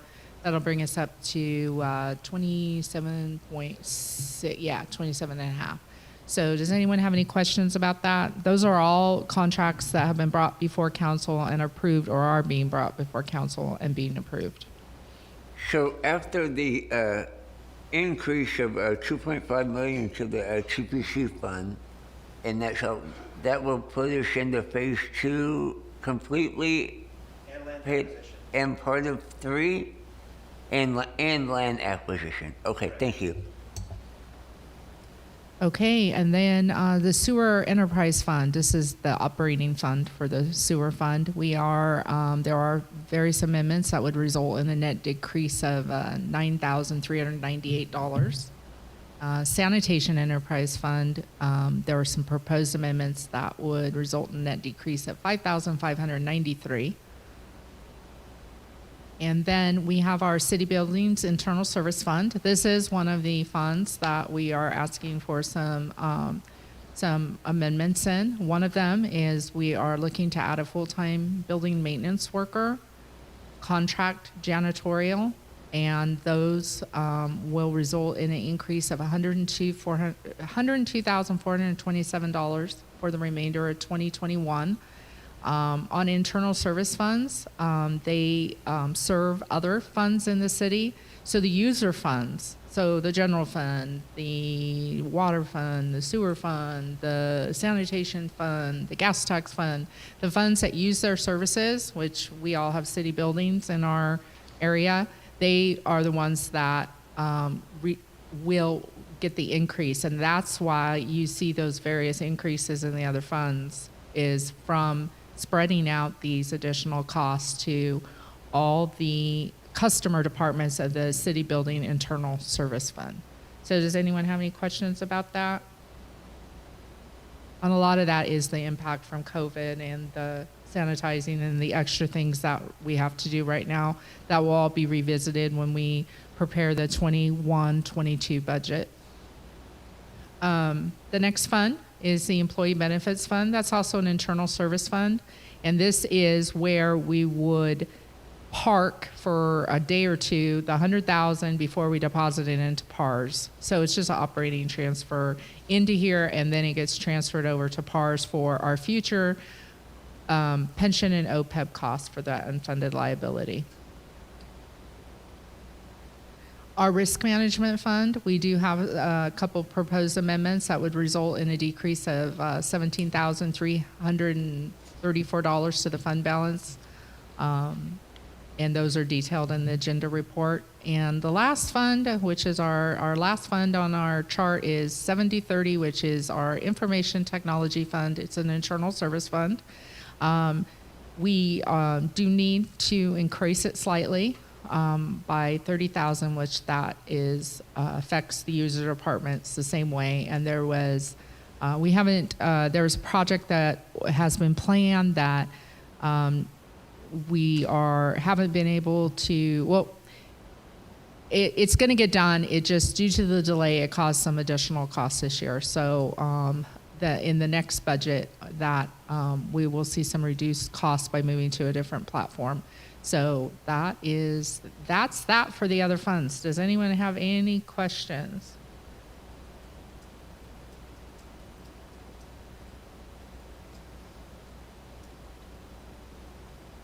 Okay, so I'll open up to the public before I bring it back to the council. Any members of the public like to come forward at this time to comment or ask questions? Rich Welcome. Miller, 334 Silva Drive, Atwater. Also pastor Victory Baptist Church, 1280 Sierra Vista Street. Okay, so there's a lot of information there. And I actually woke up at 3 a.m. this morning and I started reading this. So I might have been a little bit foggy. Kept you awake? What's that? It kept you awake? Yeah, I have other reasons for being awake at that time, but I won't bore you with those details. So if I understood correctly, paying the sewer fund, I'm all for it. I believe the way that I read it was that when they approved for this money to be transferred or to be borrowed from the sewer fund, there was no way they were going to be able to pay it back ever, because the funds that are appropriated to streets can never be sent to pay off a debt that was incurred somewhere else. Correct. So I just want to make sure that I understood that, because I think that there might be people at home that don't understand that the reason we do need to pay off the $400,000 is because that money has to come from somewhere eventually, and we're never going to get it from money that's appropriated to streets. Okay, 3 a.m. and I still understood it. Good. All right. So my question, I do have a couple of questions, and I know I only have a limited amount of time. First off, operating expenses. I understand that there was $137,000 approximately that is going to this company that helped us find over $500,000 in revenue for sales tax, but there was $280,000 increased in operating expenses. I was wondering if we could get a little bit more detail about that to find out what the other $140,000 was. And in expenditures, I noticed that there, and I don't know if this is part of operating expenses, but that it said that there was going to be an increase because of money that had to be spent for cannabis because of COVID requirements. And I'm trying to find out what that was. And of course, I'm not going to pretend here. I have ulterior motives, and that is I want to see how much have we done for the cannabis retail, cultivation and retail. So I was wondering if we could get some feedback on what that was, as far as what were these requirements, what was this extra expense for cannabis involved with COVID. And then there was a question about the janitorial and the building maintenance. So I understand that's $100,000. The question I'm asking is that for 6 months to take us just until June? And does that mean we would be paying someone $50,000 on average to do janitorial and $50,000 to do building maintenance for 6 months? Or is that $50,000 that we're paying to these two contracted individuals or companies for a whole 12 months? And then my last question, sorry, is how confident are we that we've got our revenue numbers right and our expenditure numbers right? Because I'm all for paying all these things off and having that surplus, but how confident are we? Are we like 90% confident? If we're 90% confident, then let's do it all. If we're 50% confident, maybe we pay off the sewer or pay back the sewer fund, whatnot, and look at a couple of these other things. So how confident are we on those? Thank you. Next speaker, and we'll let staff respond. I wrote a list, so if you want to keep going. Perfect. Daniel Perez, 2383 Redwood Avenue. Welcome. Thank you. Just a quick question about the maintenance and upkeep of the water tower we have. You said we've never done it before. We're supposed to. Are we looking at any fines from the state or from the federal government that we're not looking at? That, oh, hey, City of Bauer got updated. Now they have a flag. Wait a minute, you were never updated. Are we looking at that? Is that something we should be worried about too, and maybe put more money towards it? And it's a shame we didn't do it, by the way, but I'm glad we're doing it now. Thank you. You're welcome. Any other members of the public come forward on this item? Welcome. Kathy Wood. I don't know if this is appropriate or not, but I can basically not communicate with other folks here. Can you please direct it up here, Kathy? What? Can you please talk to up here? Oh, okay. I was really disturbed about how the property looked one day. There was leaves, there was trash, and we had that windstorm, so it was really bad looking. You're talking about the water tower? I'm not talking about the water. I'm talking about City Hall. We'll have public comment at the end. We're on the budget items right now. Any comments on the item 6? Okay, well, I don't know what item 6 is. Can you tell me? I want to talk about We're doing our mid-year budget right now. a financial issue. Yeah. So, I'm a medical professional, so I'm just trying to get information. So if you can just tell me when it's I'll let you appropriate. go ahead. I don't know where you're going with it, but I'm going to let you go ahead and finish the question, see if it relates to this. I'm not sure. Well, it doesn't relate to the water tower. So the rules of the Brown Act preclude the council from having hearing public comment generally on items within jurisdiction. It has to be, you can have public comment on this budget amendment item, and then if you have comments about other issues, the Brown Act allows you to have that during the general public comment period later. But this council, the rules of the Brown Act limit what public comment can be made during which parts of the meeting. I think that's what, I don't know if it's appropriate or not. So I could understand you better if you didn't have a mask on. Okay, I'm sorry. I'm just trying to tell you, it sounds like your comment really relates to another property somewhere. It doesn't relate to this budget amendment item. So I think That could be true. it'd probably be better just to have it at the general public comment at the end of the So we'll ask you to take a pause now and wait for the general public comment to bring your item back forward. Then we'll listen to it. But I have another item for the general pub. That's fine. You have 3 minutes. Yep. and- Yeah. So That's not a lot of time. Okay. we'll call you back up. Thank you.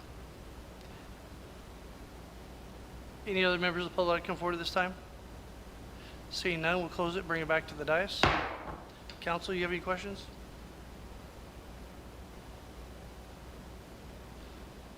Direction?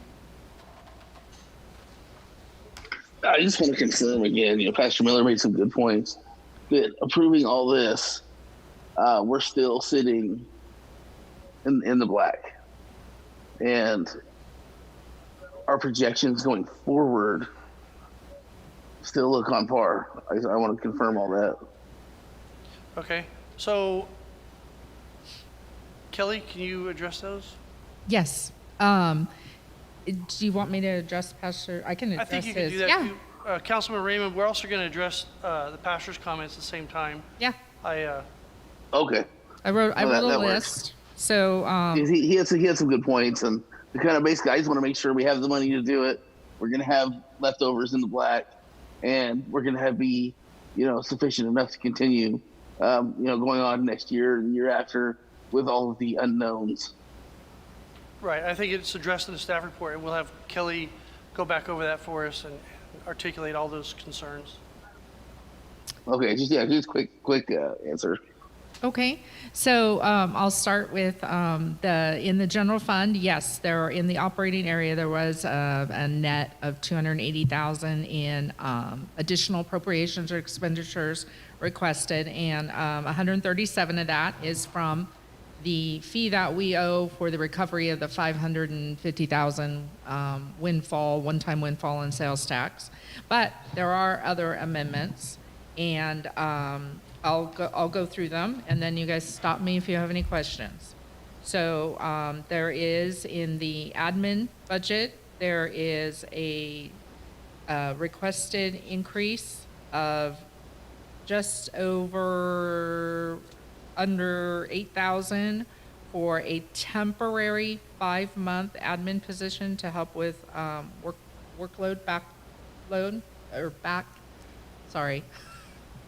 backlog. It's getting past my bedtime. So that's part of that. Okay. And then I believe in regards to where you were reading about that we were increasing the cannabis revenue, we were increasing the cannabis revenue estimate to help us cover some of the expenditures that we had related to unexpected expenses from COVID. So when we put the budget together, we weren't anticipating all the masks and all the sanitizer and all the other personal protective equipment and stuff that we supply the employees and the public to keep them safe. So that cannabis, the additional cannabis revenue that we estimated, that will help offset and pay for that. So does that help? No. Okay, well, but that's the plan. And there is the cannabis revenue we have achieved. We were very conservative in the budget, what we estimated for cannabis revenue. So increasing it by 12,000 is not, we are going to get that revenue. Then in regards to the community development department, they had quite a large amount of revenue estimates that they've asked to be increased due to the workload, right? So they have a lot more work, permits, everything. Well, along with that, we have to remember that some of the services for building permits, plan checking and stuff, we do contract some of that out. So in return, when you get all these building permit fees and revenue, yeah, that's great. But on the flip side, we do still have plan checking and costs that run hand in hand with that. So part of that increase that we're asking for is to increase those expenditure accounts that building and planning need for those contract services to complete the building permits, the plan checking, and if I'm missing something, Greg, jump up. So that's that. And then We also, we did do quite a few due to COVID. Unfortunately, our recreation program has been pretty unable to do a lot of things just because of COVID. So we did go through and we adjusted a lot of those expenditures down because we're not going to have those expenditures, and in return, we adjusted the revenue down. So it was kind of a net zero effect there. But, and then we need to remember on the increases that the, in building, city building internal service fund that it is asking for, which I'll talk about, that has an impact of $79,000 in the general fund, meaning the general fund will be paying that. So there's your, in a nutshell, your 280. So, and then, so we talked about that. Okay, so the city building fund. So what that request covers is a new full-time building maintenance worker for the remainder of the fiscal year. So that's a full-time person. There is not a full-time person in that fund, which is very, very difficult for the city to function without a full-time. I mean, there's no maintenance worker to work on city buildings. So it's very difficult. Then there is $60,000 for the contract janitorial for the remainder of this fiscal year.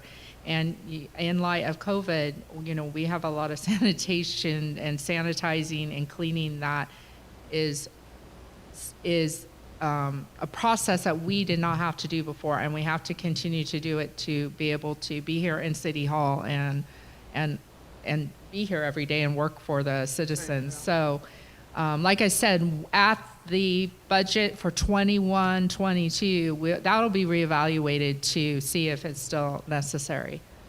But a lot of that is for $60,000 of that is for the janitorial, contract janitorial. And then I think I addressed the questions that the pastor had. And then on the water tower, I don't know if there's any, I don't know if there's anything by not keeping it up. I can make a comment on it. So we have inspections from the DOHS, which is still DOHS, Department of Health Services, that does our inspection of our water system. They make those notes, the deficiencies. We used to have a whole paper full of problems that the last 4 years that we've been correcting and getting better at, and that's been one of them. So it's on us. If we lose it, then we're out of that asset. So I think you might be able to articulate a little bit more than that.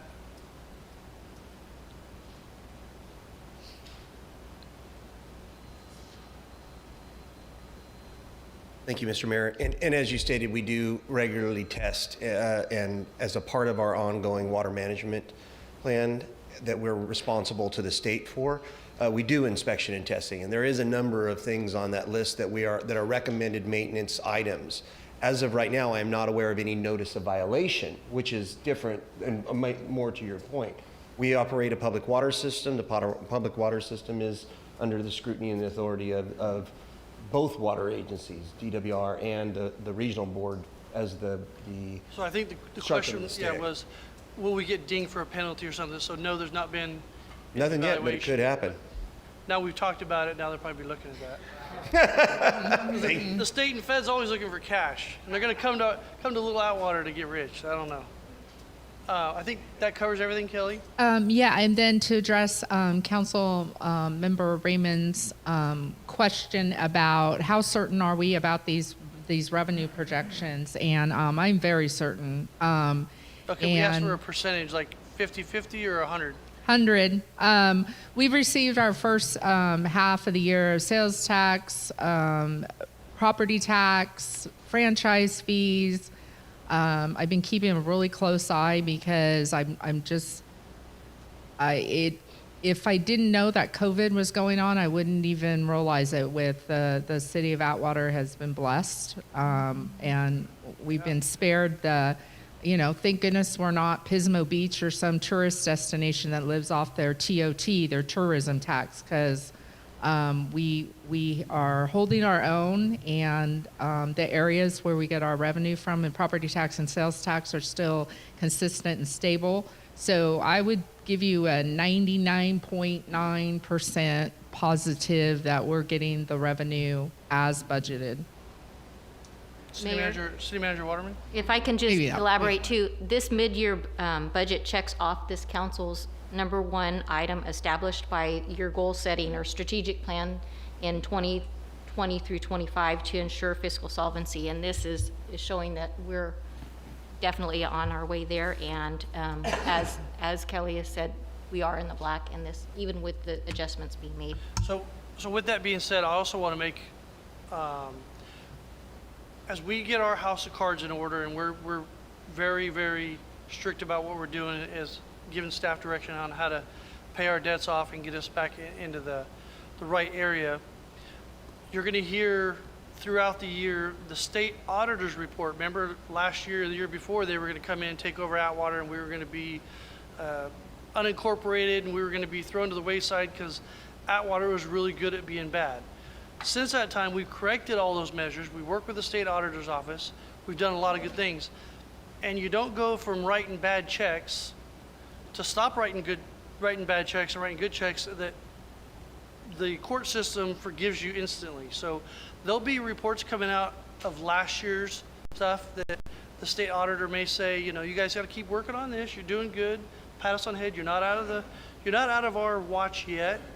But just because we're in the watch, I think, and I've talked to Paul Navarro back in Sacramento, that's a good thing. There's communities that would love to have the state of California come in and audit their books, take their books and go through them with a fine-tooth comb, find all the errors, and then, as Greg Thompson said earlier, you get a developer that wants to come into the community.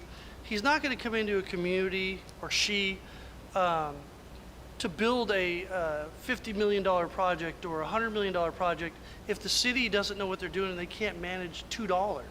So when you have the state on your side working through these issues, and the council and staff and the community getting things done, that our future's really bright. But don't be scared when you see the state auditor still on our side, which is worth $1 million, because these people that are coming to our community to build, they know their investment's going to be rock solid. It's not going to be, Orange Cove or some other community where they're just blowing the money. So that is an awesome thing that we're doing. And Kelly said over and over again, I don't know how you guys are doing it, but during COVID, we'll show you we could get stuff done during COVID. Just wait until we get our house of cards completely fixed and cleaned up, that we won't let you down. We're going to continue to do this.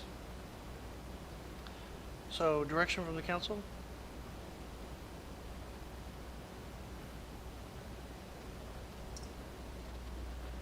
Motion to approve staff's recommendation as presented. I'll second. Motion by Ambry, second by Button. Hale? Yeah, a little voice in my head that sounds a lot like Cindy Vieira. Yes. Raymond? Now, one more time, Director Jacobs Hunter, you're pretty confident?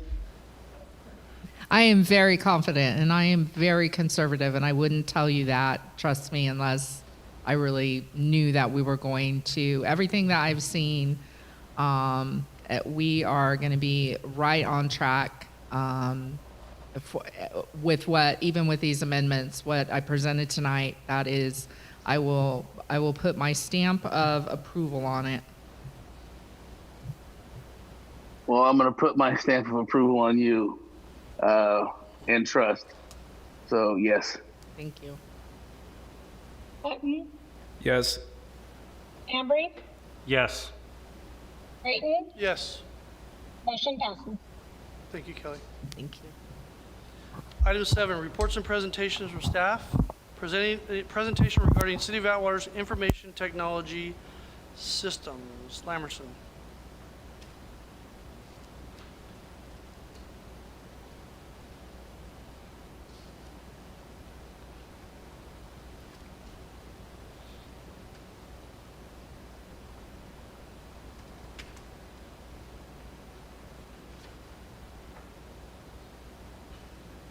So we're having an IT glitch with the IT presentation. Oh, we're in deep trouble now. We're ready. You just ruined my great speech. I know how you We feel. got our Blake. finances in order, not IT. Yeah, we're working on it. We're working on it. That's part of this. If you only had an assistant for the assistant, it would be okay, right? Thank you, Glenn. Okay. Go ahead. Good evening, Mayor and City Council. I'd like to take a few moments this evening to talk about information technology and the outstanding progress we've made in 2020. I don't blame anyone for trying to forget 2020, so I'll try to make this brief. This presentation will cover who I am, what IT does, what we support, and what we've accomplished in 2020, and what's coming in 2021.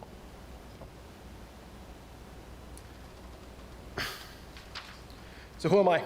My name is Glenn Lamerson, and I'm your IT manager here at the City of Atwater. Just a little background, I come from the private sector. I've worked in various segments, including finance, healthcare, agriculture, local government, and small to medium-sized business markets, delivering high-quality information technology services. I love data, security, performance, and automation. What does IT do? It's often a mystery what exactly IT does. I'd like to shed some light on that before we jump into the fun stuff. This is the 40,000-foot view of what the mission of information technology is. In summary, information technology provides services to all City of Atwater departments. We also develop and implement solutions for our departments to make sure that we're leveraging all the advantages technology can give us. So let's drill down a little bit. This is a simplified list of what we do. We keep systems running optimally. We solve IT problems for departments. We develop IT solutions. We support all the infrastructure for the city. We centralize IT purchasing. We manage social media and other multimedia, Facebook, videos, live streaming, whole 9 yards, we take care of it. And we keep data and systems secure. Arguably one of the most important missions we have is to make sure that all the data that we take care of is protected properly and secured. And we also tackle special projects. Anything that comes along that needs to be handled has a technology component we take care of. What does IT support? Anything that plugs into a wall started off as a bit facetious, but it is more accurate than it is inaccurate. So I'd like to take you through this. IT supports 76 employees spread across multiple sites, 92 computer systems distributed throughout the organization. We also have 21 various servers and 40 network devices, including firewalls, routers, switches, and so on. Annually, we tackle anywhere from 600 to 750 tickets annually, averaging 648 requests per year. That's around 2.4 to 2.8 requests per business day. Along with those support functions, we also support and manage the city's social media security systems, the city's various websites, broadcasting functionality, emergency response systems, general WAN connectivity, and much more. Just to keep it brief. We currently have 6 locations to support. Our infrastructure is designed in such a way that we can bring sites online as needed, and we have the flexibility to deliver connectivity when needed, where needed. City Hall houses finance, PD, HR, and city admin services. Community Center houses our recreation and event services. Our Corporation Yards provides facilities for our Public Works Department. Station 41 and 42 provide fire services. And the wastewater treatment plant, well, it's a wastewater treatment plant.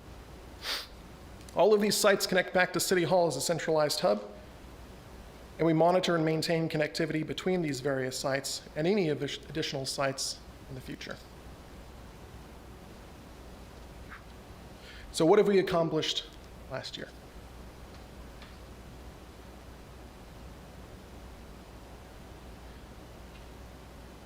The Atwater.org redesign.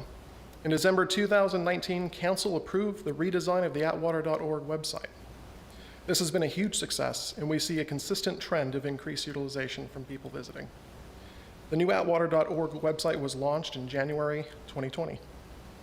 Since then, we've had 73,000 unique users, almost 500,000 visits, and 147 contacts through the little support button in the upper right-hand corner. It's a new feature, but still kind of proud of that. Social media.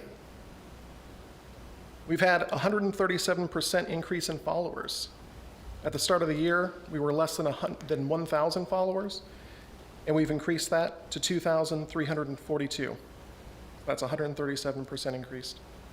So we're providing better content, more video, more pictures, more text.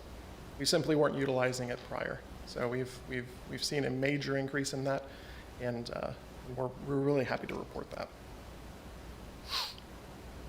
In broadcasting, in November of 2019, Council approved an initiative to totally transform the way we broadcast city media, and we have seen major improvements in viewership. Honestly, we really couldn't tell what our viewership was using the legacy broadcasting methods. We had no real way to know. So now that we've transitioned to this new streaming platform, we know precisely who's watching, how long they're watching, and it's pretty impressive, the statistics we're seeing. Over the past year, we've had 20,000 views and over 2,831 hours watched. That's pretty significant. Just to put that into context, you could travel from Atwater to the moon 19 times in the same time it takes you to watch 2,831 hours of media. So that's a big improvement. Efficient spending. So typically we're saving about 50% whenever we purchase systems. Generally, anything IT touches, we save an average of 50% versus purchasing using legacy methods and sources. Our size is one of our competitive advantages and allows us to be flexible and agile in various ways.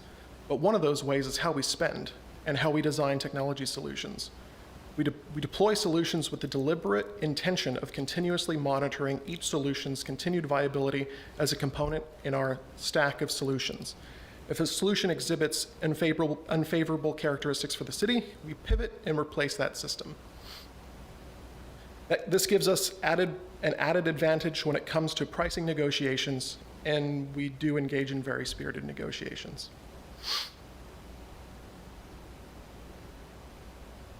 So our network has also been overhauled. We have essentially upgraded our network from a 2-lane highway to a 15-lane superhighway. The benefit of this is we have a greater capacity for additional systems and services, and existing systems are capable of transferring data much quicker and with significantly less latency. And our public works work orders, this was outstanding. I'm really proud of this. Recently, we implemented a new work order ticketing system which allows us to track work order requests coming from internal and external requesters. The added visibility is invaluable.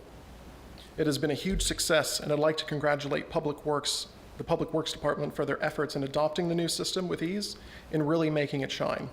So far, they have tackled approximately 764 completed requests, and it's given us outstanding visibility into what Public Works is being requested. So thank you, Public Works. Collaboration. We partnered with our federal government and other agencies to share advanced and sensitive threat intelligence data. This is a valuable partnership that has paid major dividends as we've seen elevated threat activity in the cybersecurity landscape in the recent year. With this threat information sharing, we are better positioned to defend our systems against threats, internal and external. Service. Every request that comes into IT is triaged and processed. Whenever someone has an issue, they submit a ticket to a ticketing system. 40% of those requests are handled within 24 hours. To put it another way, when you submit a request to our team, you have a 40% chance of it being handled within 24 hours. So that's pretty good. So where are we going? I'm glad you asked. We're going to be focusing in 4 areas in 2021. Information security. We're seeing increased threat activity towards our municipal counterparts, and we observe the same trends on our own security systems. Further developing our information security strategy is critical to keeping our infrastructure secure. Because we are entrusted with the security of these systems we manage, we take this duty very seriously. In today's cybersecurity landscape, a single attack can render an organization's systems useless for prolonged periods of time, causing service disruptions, data theft, and worse. Because most city staff depend upon the reliable functioning of data systems to operate, a successful attack would not only be costly, but it would also cause significant cascading systems disruption for the city. Second is disaster recovery and contingency planning. Nobody has to plan for a sunny day. We plan for the thunderstorms and the earthquakes or the pandemic. The goal is to keep our systems 100% operational and functional in a number of adverse scenarios. In the unlikely event one of these events does come to pass, we will not only see service interruptions or downtime as a result. Some example scenarios are prolonged total power interruption, building failure, fire, flooding, point-to-point link failure, and more. With the proper planning and preparation, our IT operations will survive incredibly challenging conditions. The third is operational excellence. We've used the past year to get our feet under us, and we're taking strong strides forward, but we'd like to start running. To accomplish this goal, we'll be continuing our work on our operational excellence, deploying automation where it makes sense, streamlining existing workflows, system standardization across the organization, implementing various industry-recognized best practices to speed up the tasks that we're doing, and speeding up the completion time of service requests. And finally, high-performance solutions. We have a number of projects coming down the lane for 2021, and all of them provide a huge value for the city. Some of these projects are easy victories, and some of them will be complicated marathons of endurance. But all of them will provide real, tangible, and highly cost-effective fixes for problems we're facing on a regular basis. Now, what's the point of all of this? Why are we working so hard, doing so much? Wouldn't it be easier to just not do any of this? Well, you're right, it would be easier, but we aren't really about easier. The point of all of this is to develop an exemplary municipal information technology program which accelerates and enhances the City of Atwater's continued success. We're doing things other organizations are either too large and slow to accomplish or too small to be capable of accomplishing. We're in a perfect Goldilocks zone of potential, and we're making a choice to seize the opportunity regardless of the difficulty, because it means we're delivering incredible results and laying the foundation for which we will benefit from many years to come. So despite the difficulty, the goal is certainly worth it.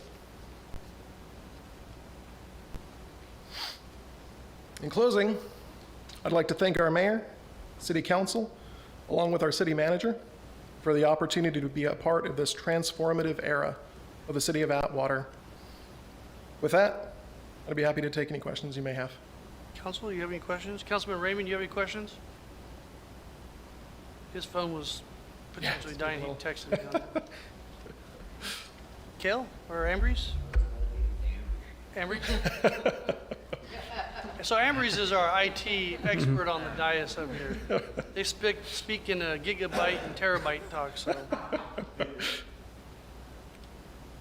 Good presentation. Surprised there's not one meme in there. I was going to put a Doge meme in there. But. Gotcha. I enjoy our conversations that we've had, and I'm looking forward to some of these projects that we've discussed. And good job on the presentation. Thank you. Thank you, sir. Yeah, I really enjoyed the presentation. It's and Glenn, already working with you, I can tell I'm really happy that our cybersecurity is safe, because it does seem like cybersecurity is becoming more of an issue. So I'm glad to see that we're kind of getting ahead of that. So that's good. And when do we make a TikTok account for the city? You'll bring a firewall down. That is a good question. Stay tuned. That was a joke. I would like to say, was it? I would like to say, Glenn, I loved your vision of this being a new era. And it truly has been a new era since you've come aboard. The Facebook viewing and all the videos and everything has made the City of Atwater and the new organization, the Atwater.org group, you made it faster and easier to deal with, especially for us old guys. So appreciate all your hard work, and you're doing a great job. Thank you. Ambrose, you had a comment? I was just going to let Councilman Button know that it's not really the city that's going to make a good TikTok. It would be either our PD or our fire crew. That's where the money for TikTok is at. Raymond, if you can hear us, do you have any comments? I know your phone was dying. We'll give a slight pause there. Okay, just interrupt if you do, Brian. I want to say thank you, but Councilman Ambrose, it's critical that we all have a different wheelhouse while we're up here on the dais. And Ambrose and his extensive background in IT and watching these two guys talk, it's at a different level, which is good because, as Glenn alluded to, some agencies are too big and too slow to pivot, and some are too small to do what we're doing. We are in a good spot, but we also have the expertise on the council that for those of us that aren't IT savvy, I don't think I am, I don't think John is, maybe he's a little bit better than I am, but it's a little bit easier for us to make decisions when we're spending money and giving direction and doing things, to have Councilman Ambrose at our side the whole time. And so our success in IT and what we're doing, I truly believe without your help up here, we wouldn't be where we're at. So thank you, and thank you, Glenn. Say, Mayor, I appreciate that, but all the hard work actually goes to Glenn there. All I'm doing is asking the questions, and he's supplying all the good answers. Well, he's staying on his toes, and I like that. Okay, thank you, Glenn. Very great presentation. Thank you. You guys allow me to do what I do, so thank you. Thank you for all you do. Item 8, award a professional services agreement to GHD of Roseville, California for the construction management and advisory services and construction inspection services for TCP 123 mitigation project. Director Thompson.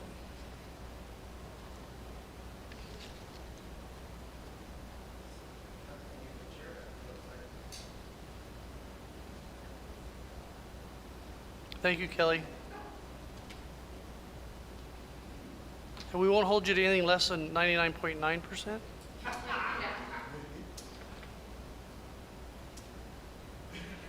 Director Thompson? You, and thank you, members of the council, for your consideration of these items tonight. As you can see, and as you've probably seen over the past several meetings, things are progressing very, very quickly with regard to this TCP project. Construction management services were always intended as part of this program as we had outlined it in the progressive design build scenario. The staff, with accordance with that process and in communication with both our contractor and with city staff, put out an RFP, request for proposals from qualified service providers and professionals that could provide this level of construction management oversight and advisory capacity. And we were very fortunate in getting GHD, which is a globally recognized company, to provide a proposal for these services. One thing I want to note and make sure that the council is aware of, the meticulous nature that the staff is using, from Lori all the way down to our engineering staff, with regard to the money that we're spending on this. It's extremely forensic in the way that we go over this. Construction management services for larger cities and municipalities typically run about 10% of the project total. So that would have been, in our particular case, about $2.7 million. So we were very fortunate, and we recommend highly the use of a qualified agency such as GHD and the competitive price that they came in at this. So one of the things that also I would add to that is that the need and necessity for this kind of advisory professional service and the level in which they will be going through each of the invoicing, the project inspections, everything that we work with step by step with the city. It would be difficult at the current level that the city is operating for us to try to analyze and react and recommend on a 400-page invoice, which is completely possible in this scenario.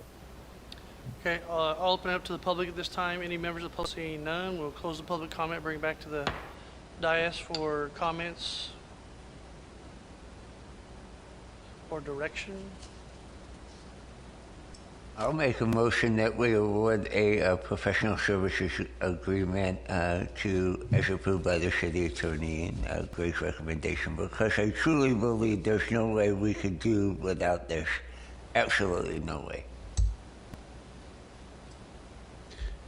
Yeah, I'll second. I think, if we're going to do this, we need to make sure, we're doing this the right way. This amount of money, I'll second. Motion by Kale, second by Button. Kale? Yes. Button? Yes. Raymond? He texted me that he might be losing his phone due to a dead battery. Okay, I see on the Zoom that he might have dropped off as well. Ambrose? Yes. Creighton? Yes. Motion passes. Item 9, approve an amendment number 2 to the Progressive Design Build contract for Phase 2 services to include the construction phase of the 123 TCP mitigation project. Director Thompson. Again, thank you for your consideration, Council, for this item.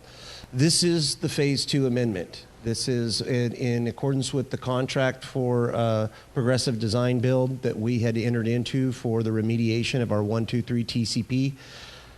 This is where shovels hit the ground. This is, there will be a flurry of construction activities if you elect to or nominate to adopt this or approve this contract for this evening. But that means a lot for the city, and it's an aggressive schedule. And as you saw by the previous item, we're taking this very, very seriously. But it does mean that there's going to be disruption to the streets. It does mean there will be a host of construction activity starting now. So we went through the 90% design build review, or the 70%, and now the 90% design build review, which included the negotiation of the guaranteed maximum price, which this amendment incorporates. It was a negotiation. We went back and forth with them a little bit. Hopefully they didn't get a bloody lip on it. But we're very satisfied with the results in the negotiation and very happy with the team so far. Thank you. Members of the public, I'll open it up for members of the public this time. Any members would like to come forward, please come to the podium, state your name for the record. Seeing none, close the public comment, bring it back to the dais for comments or directions. I'd like to make a comment before we make any motions on it, that they're not here tonight, but there's a few young ladies that are missing that have been very adamant about doing something for the drinking water in our community, about getting rid of the TCP. So, Marianne, I didn't say your name, did I? If you're out there listening or whatever, there's not a day that goes by we don't think about you and your mother. That you're right. The house. Hopefully, you get to move into your house pretty soon. We get everything satisfied what you need, and we will have some of the safest water in the valley here in the next few months. Hopefully, maybe 10 to 18 months we'll be complete with this project. Optimistically speaking, but we're light years ahead of any other community around us, and in a holistic way too. The whole loop is closed. We're not just doing a couple here, a couple there. We're completing the entire project to solve the entire problem. So again, Atwater will be that much more desirable because of the quality of our water here in a short order, and I'm really excited about that. So motion to approve, unless your council has any questions first. No, I'll second that motion, but I have to say, I have to give council a positive props on the fact that we did this because we did not give up on a lawsuit.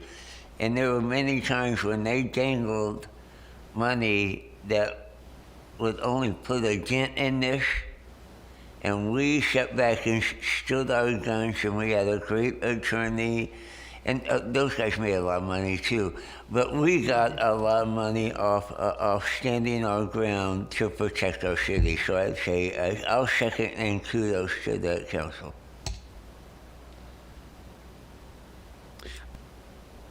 And I'll just, do we? Go ahead and make comment. Okay, I'll just say obviously I'm new on this whole project. I'm just, I had to get caught up to speed, and I appreciate the staff. The way they presented this entire project and the history behind it was really well done, and I think for the public to see too. And so it's nice to see the hard work of all of you guys and where this has come from. So, yeah. Okay. Motion by Creighton, second by Kale. Creighton? Yes. Ambrose? Yes. Kale? Yes. Creighton? Yes. Motion passes. Thank you. Comments from the public? At this time, any person may comment on any item which is not on the agenda. You may state your name and address for the record, however, it is not required. Action will not be taken on an item that is not on the agenda. If it requires action, it will be referred to by staff or placed on a future agenda. Please limit comments to a maximum of 3 minutes. Do we have any public comment cards? Unless they were given to anyone present, Mayor, I do not have any. I do have an email that was given to me prior to the meeting, Mayor. Okay, can you go ahead and state your name? We have a person in public here that'll go first. Please state your name for the record and address. I didn't have to. Go ahead. Kathy Wood, 1628 Valley Street. At the last council meeting, I addressed a number of issues where I needed communication from both the city manager's office and the council, and I didn't get it. I have read the city council mission statement, and it talks about providing professional leadership as well as being sensitive and accessible to all community members. I am a resident who is perhaps more passionate about the city than others. When I have had concerns and questions, it frustrates me that I'm not able to communicate with anyone. One city employee, Daniel Garcia, the code enforcement officer, is an exception. He is very accessible and reliable. He states clearly what he can and cannot do. He answers his phone even when he's homesick. He responds to code violations in a timely manner. And if it's a question that I have that he's not aware of, like I was talking to him about pine needles, which I understand from the newsletter, that the leaf pickup people will not pick up. I said, well, so then what happens? So he will research it. And there was a tree at the end of my street that he went out to see. He got whoever involved that needed to be involved, and within about 10 days, that tree came down. So that's somebody that really puts out. Maybe Daniel could do an in-service for you and share his skills. Thank you for listening to me and my concerns. I think I represent many Atwater residents who want to be heard and participate in making Atwater a vibrant city. And just aside from that, being here at this meeting, I've been sitting here for over 2 hours for 3 minutes to talk to you. And I think that says to me, do you really want to hear from the citizens? Because the other people that have presented here left. But as a citizen who wants to say something, I have to sit through all of this, which really doesn't impact me at all. So I would say to you, do you really care about citizens and what they have to say? Thank you. Any other members of the public like to come forward at this time? Please state your name for the record. Sorry, you have to hear my cracking bones when I stand up. But my name is Daniel Perez, 2383 Redwood Avenue. This past Tuesday, I went up to Sacramento with my wife and I for a conference. We were able to go on to the governor's mansion, the Capitol building there. We had a permit to go there with the group. with my local church. Beautiful. It was very quiet because of COVID, you know, the streets. I was able to even park. I can spit from the steps and hit my truck. It was great. But even though it was beautiful and quiet, there was no progress of the city itself because it's Sacramento, it's a big city. And when I came back, it shows that our small town, we really care about our folks. We really care about what's going on. I was going to say the young IT fella, he's not here, but if I ever become in public office, which I'm thinking, I don't know if I'm smart enough, I want him to write my speeches because that was really good what he was doing. He made me laugh. But thank you for all that you do. I appreciate you. I pray for you guys daily. And I will disagree with you if it's not something I personally believe in, which you guys have not done so far. So watch it. No, I'm kidding. And Chief, thank you so much, and everything else, thank you. I appreciate it, and you guys have been a big blessing to me too. So I'll take the check later. No, I'm kidding. That was a joke. That was a joke, people. I promise. Thank you so much. Thank you. Any other members of the public that come forward at this time? Please state your name for the record. All right, Rich Miller, resident and pastor.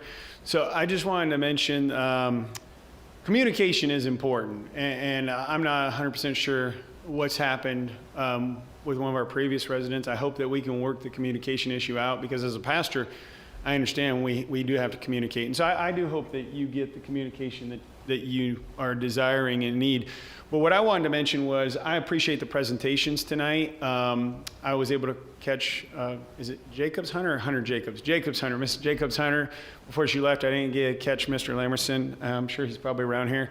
But I think that those two presentations showed that we have some very competent people that are excelling in their positions on staff here.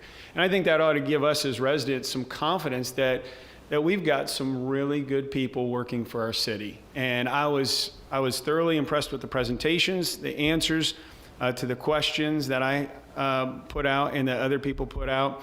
And so thank you, city staff, for all that you're doing. And we're really proud of the product that you're producing. Thank you.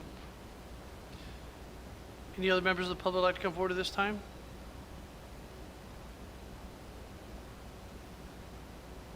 No? Okay. Janelle, you go ahead and read the correspondence. Thank you, Mayor.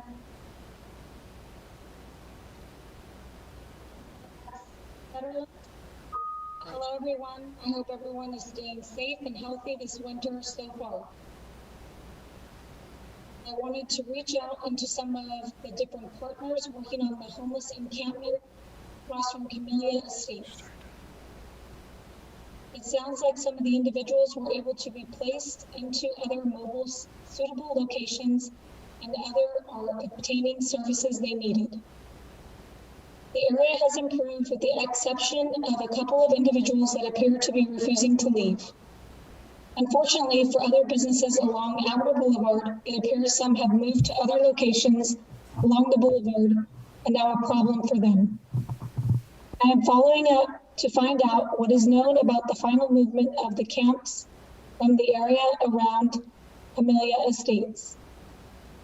We are struggling to redevelop this park due to the homeless encampment and their activities along the boulevard. We were able to get good quality families to come here to look at opportunities, but they are consistently express concern over the homeless encampments as well as the homeless activities and decide to move elsewhere. As everyone knows, there was a shooting fatality in very close proximity to our location between Christmas and New Year's. This sent chills running through our residents, and the number of inquiries for housing has been negatively impacted. In addition, we still have homeless people who are literally drugged up walking into our park and fighting while we are trying to show houses to prospective individuals and families. Of course, Atwater PD won't do anything about it when you call and get angry when you call 911. Earlier this week, there was a domestic fight with a homeless couple who came into park from the homeless encampment. Metal bats were swinging and I called 911. Atwater PD did come out and I requested PD contact, but they only drove around. and would wave back to me and not stop.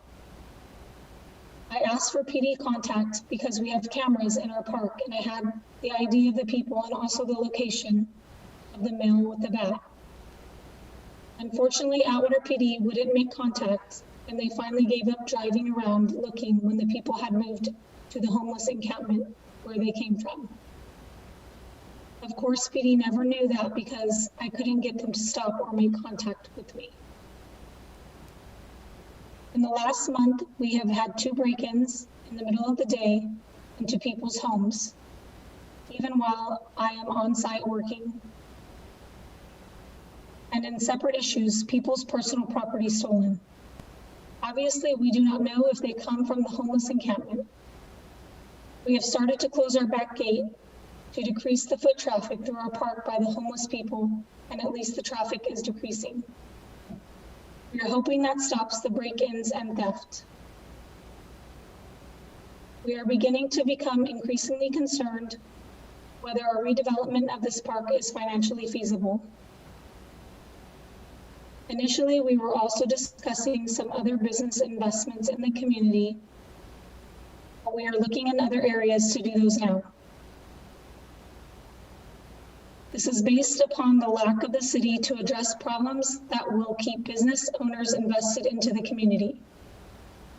We value the connections we have made in the city and the county while we are here. We have been told by a number of city employees of their commitment to keep the businesses in the community that are wanting to improve the lives and services around them. Unfortunately, in reality, I'm not experiencing anything other than the opposite of when it comes to actually protecting our assets we are investing in and the assets of safety of people we are serving. Okay, thank you, Janelle. That was the 3 minutes. Welcome. Do you have any other? That is the only one, Mayor. Thank you. Yes. That was it? Okay. Any other members of the public like to come forward? Again, seeing none, we'll close the public comment and bring it back to city council comments.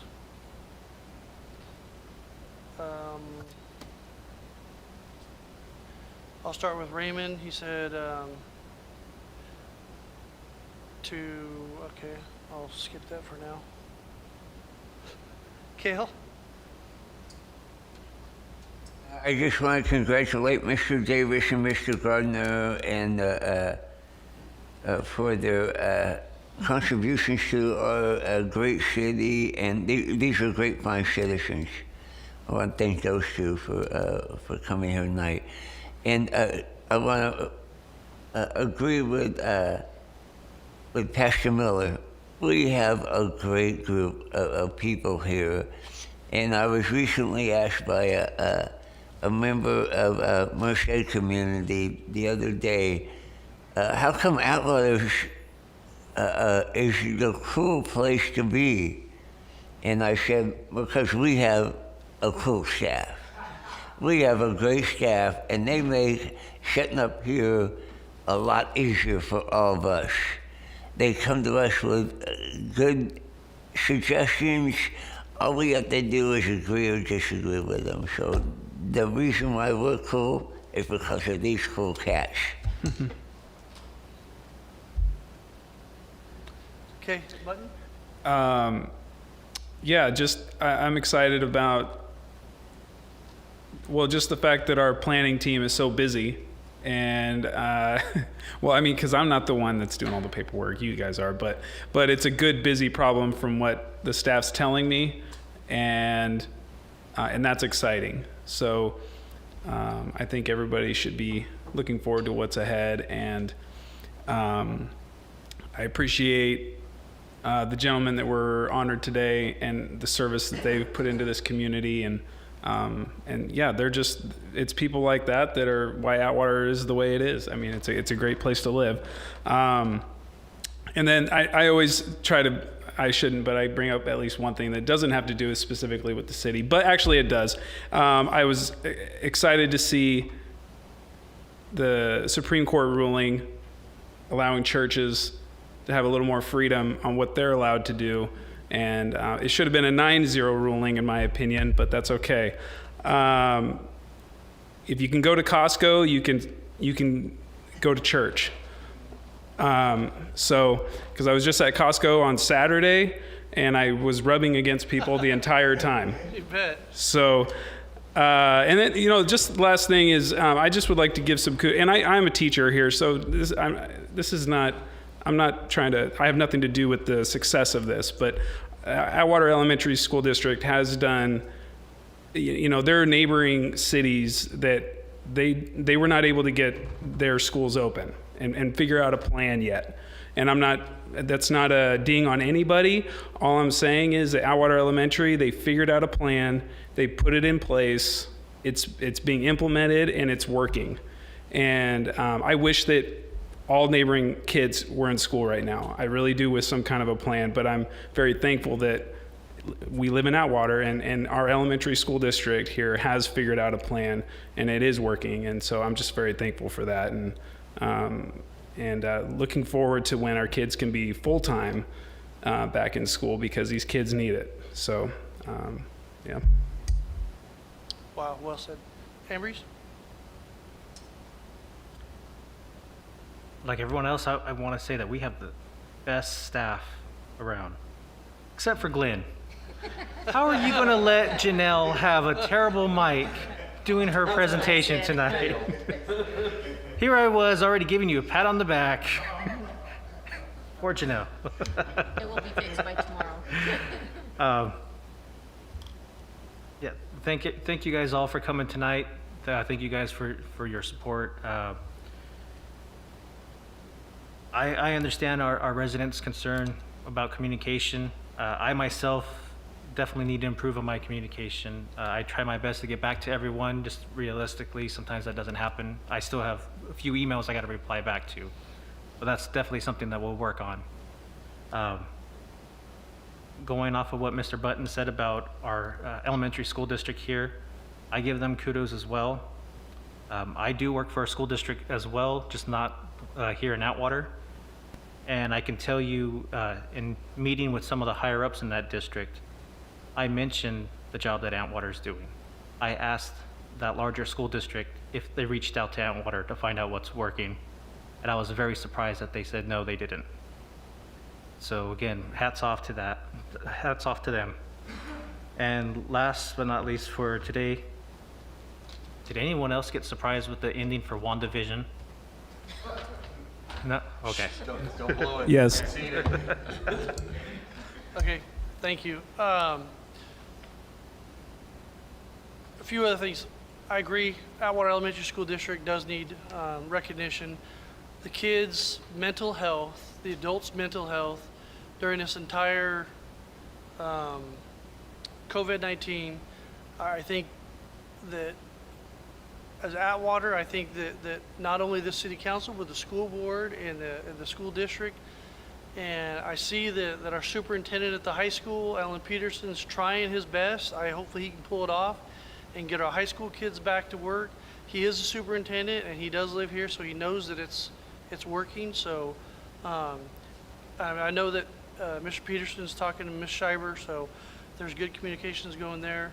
This council supports both the high school and the elementary school district with 100% support. We've offered our support during this entire pandemic, and we will continue to do that. We need to make sure that we all focus on mental health. That's extremely important. As we see the sunlight on this pandemic, today I heard the governor of New York say that they're going to open indoor dining again, 25-35%, because he just has to. So we know that things are coming to an end, that we've plowed that field and the crops are starting to come up. So there's good days ahead of us. So let's keep supporting our friends and neighbors with positive mental health. Reach out to those that need help. Continue to do what you're doing, Chief, with our community. People need to feel safe in our community, and they need to have that presence of law enforcement out there that kind of alleviates some of their anxieties. And we as a city are going to continue to try to do better. And as the young lady said tonight about communication, I think I too can do better on communication. I thought I addressed those concerns, articulated them, but I obviously didn't meet the satisfaction of that resident, and I'm going to continue to work on that along with staff and other people. We do appreciate her volunteerism, so we're going to continue to strive to make everybody whole. Thomas and Jimmy, thank you guys both so much for coming tonight and allowing me to recognize you with the council and the city of Atwater on your guys' true patriotism and community pride and support and just outstanding citizens. Then we also had a passing of our one of our planning commissioners, Fred Warshaw, and tonight Mr. Sanders is in the audience, which was a close friend of Fred's. And I'm going to break a little bit of tradition here and ask you to come up here, Mr. Sanders, and sit next to me so you can adjourn the meeting with me.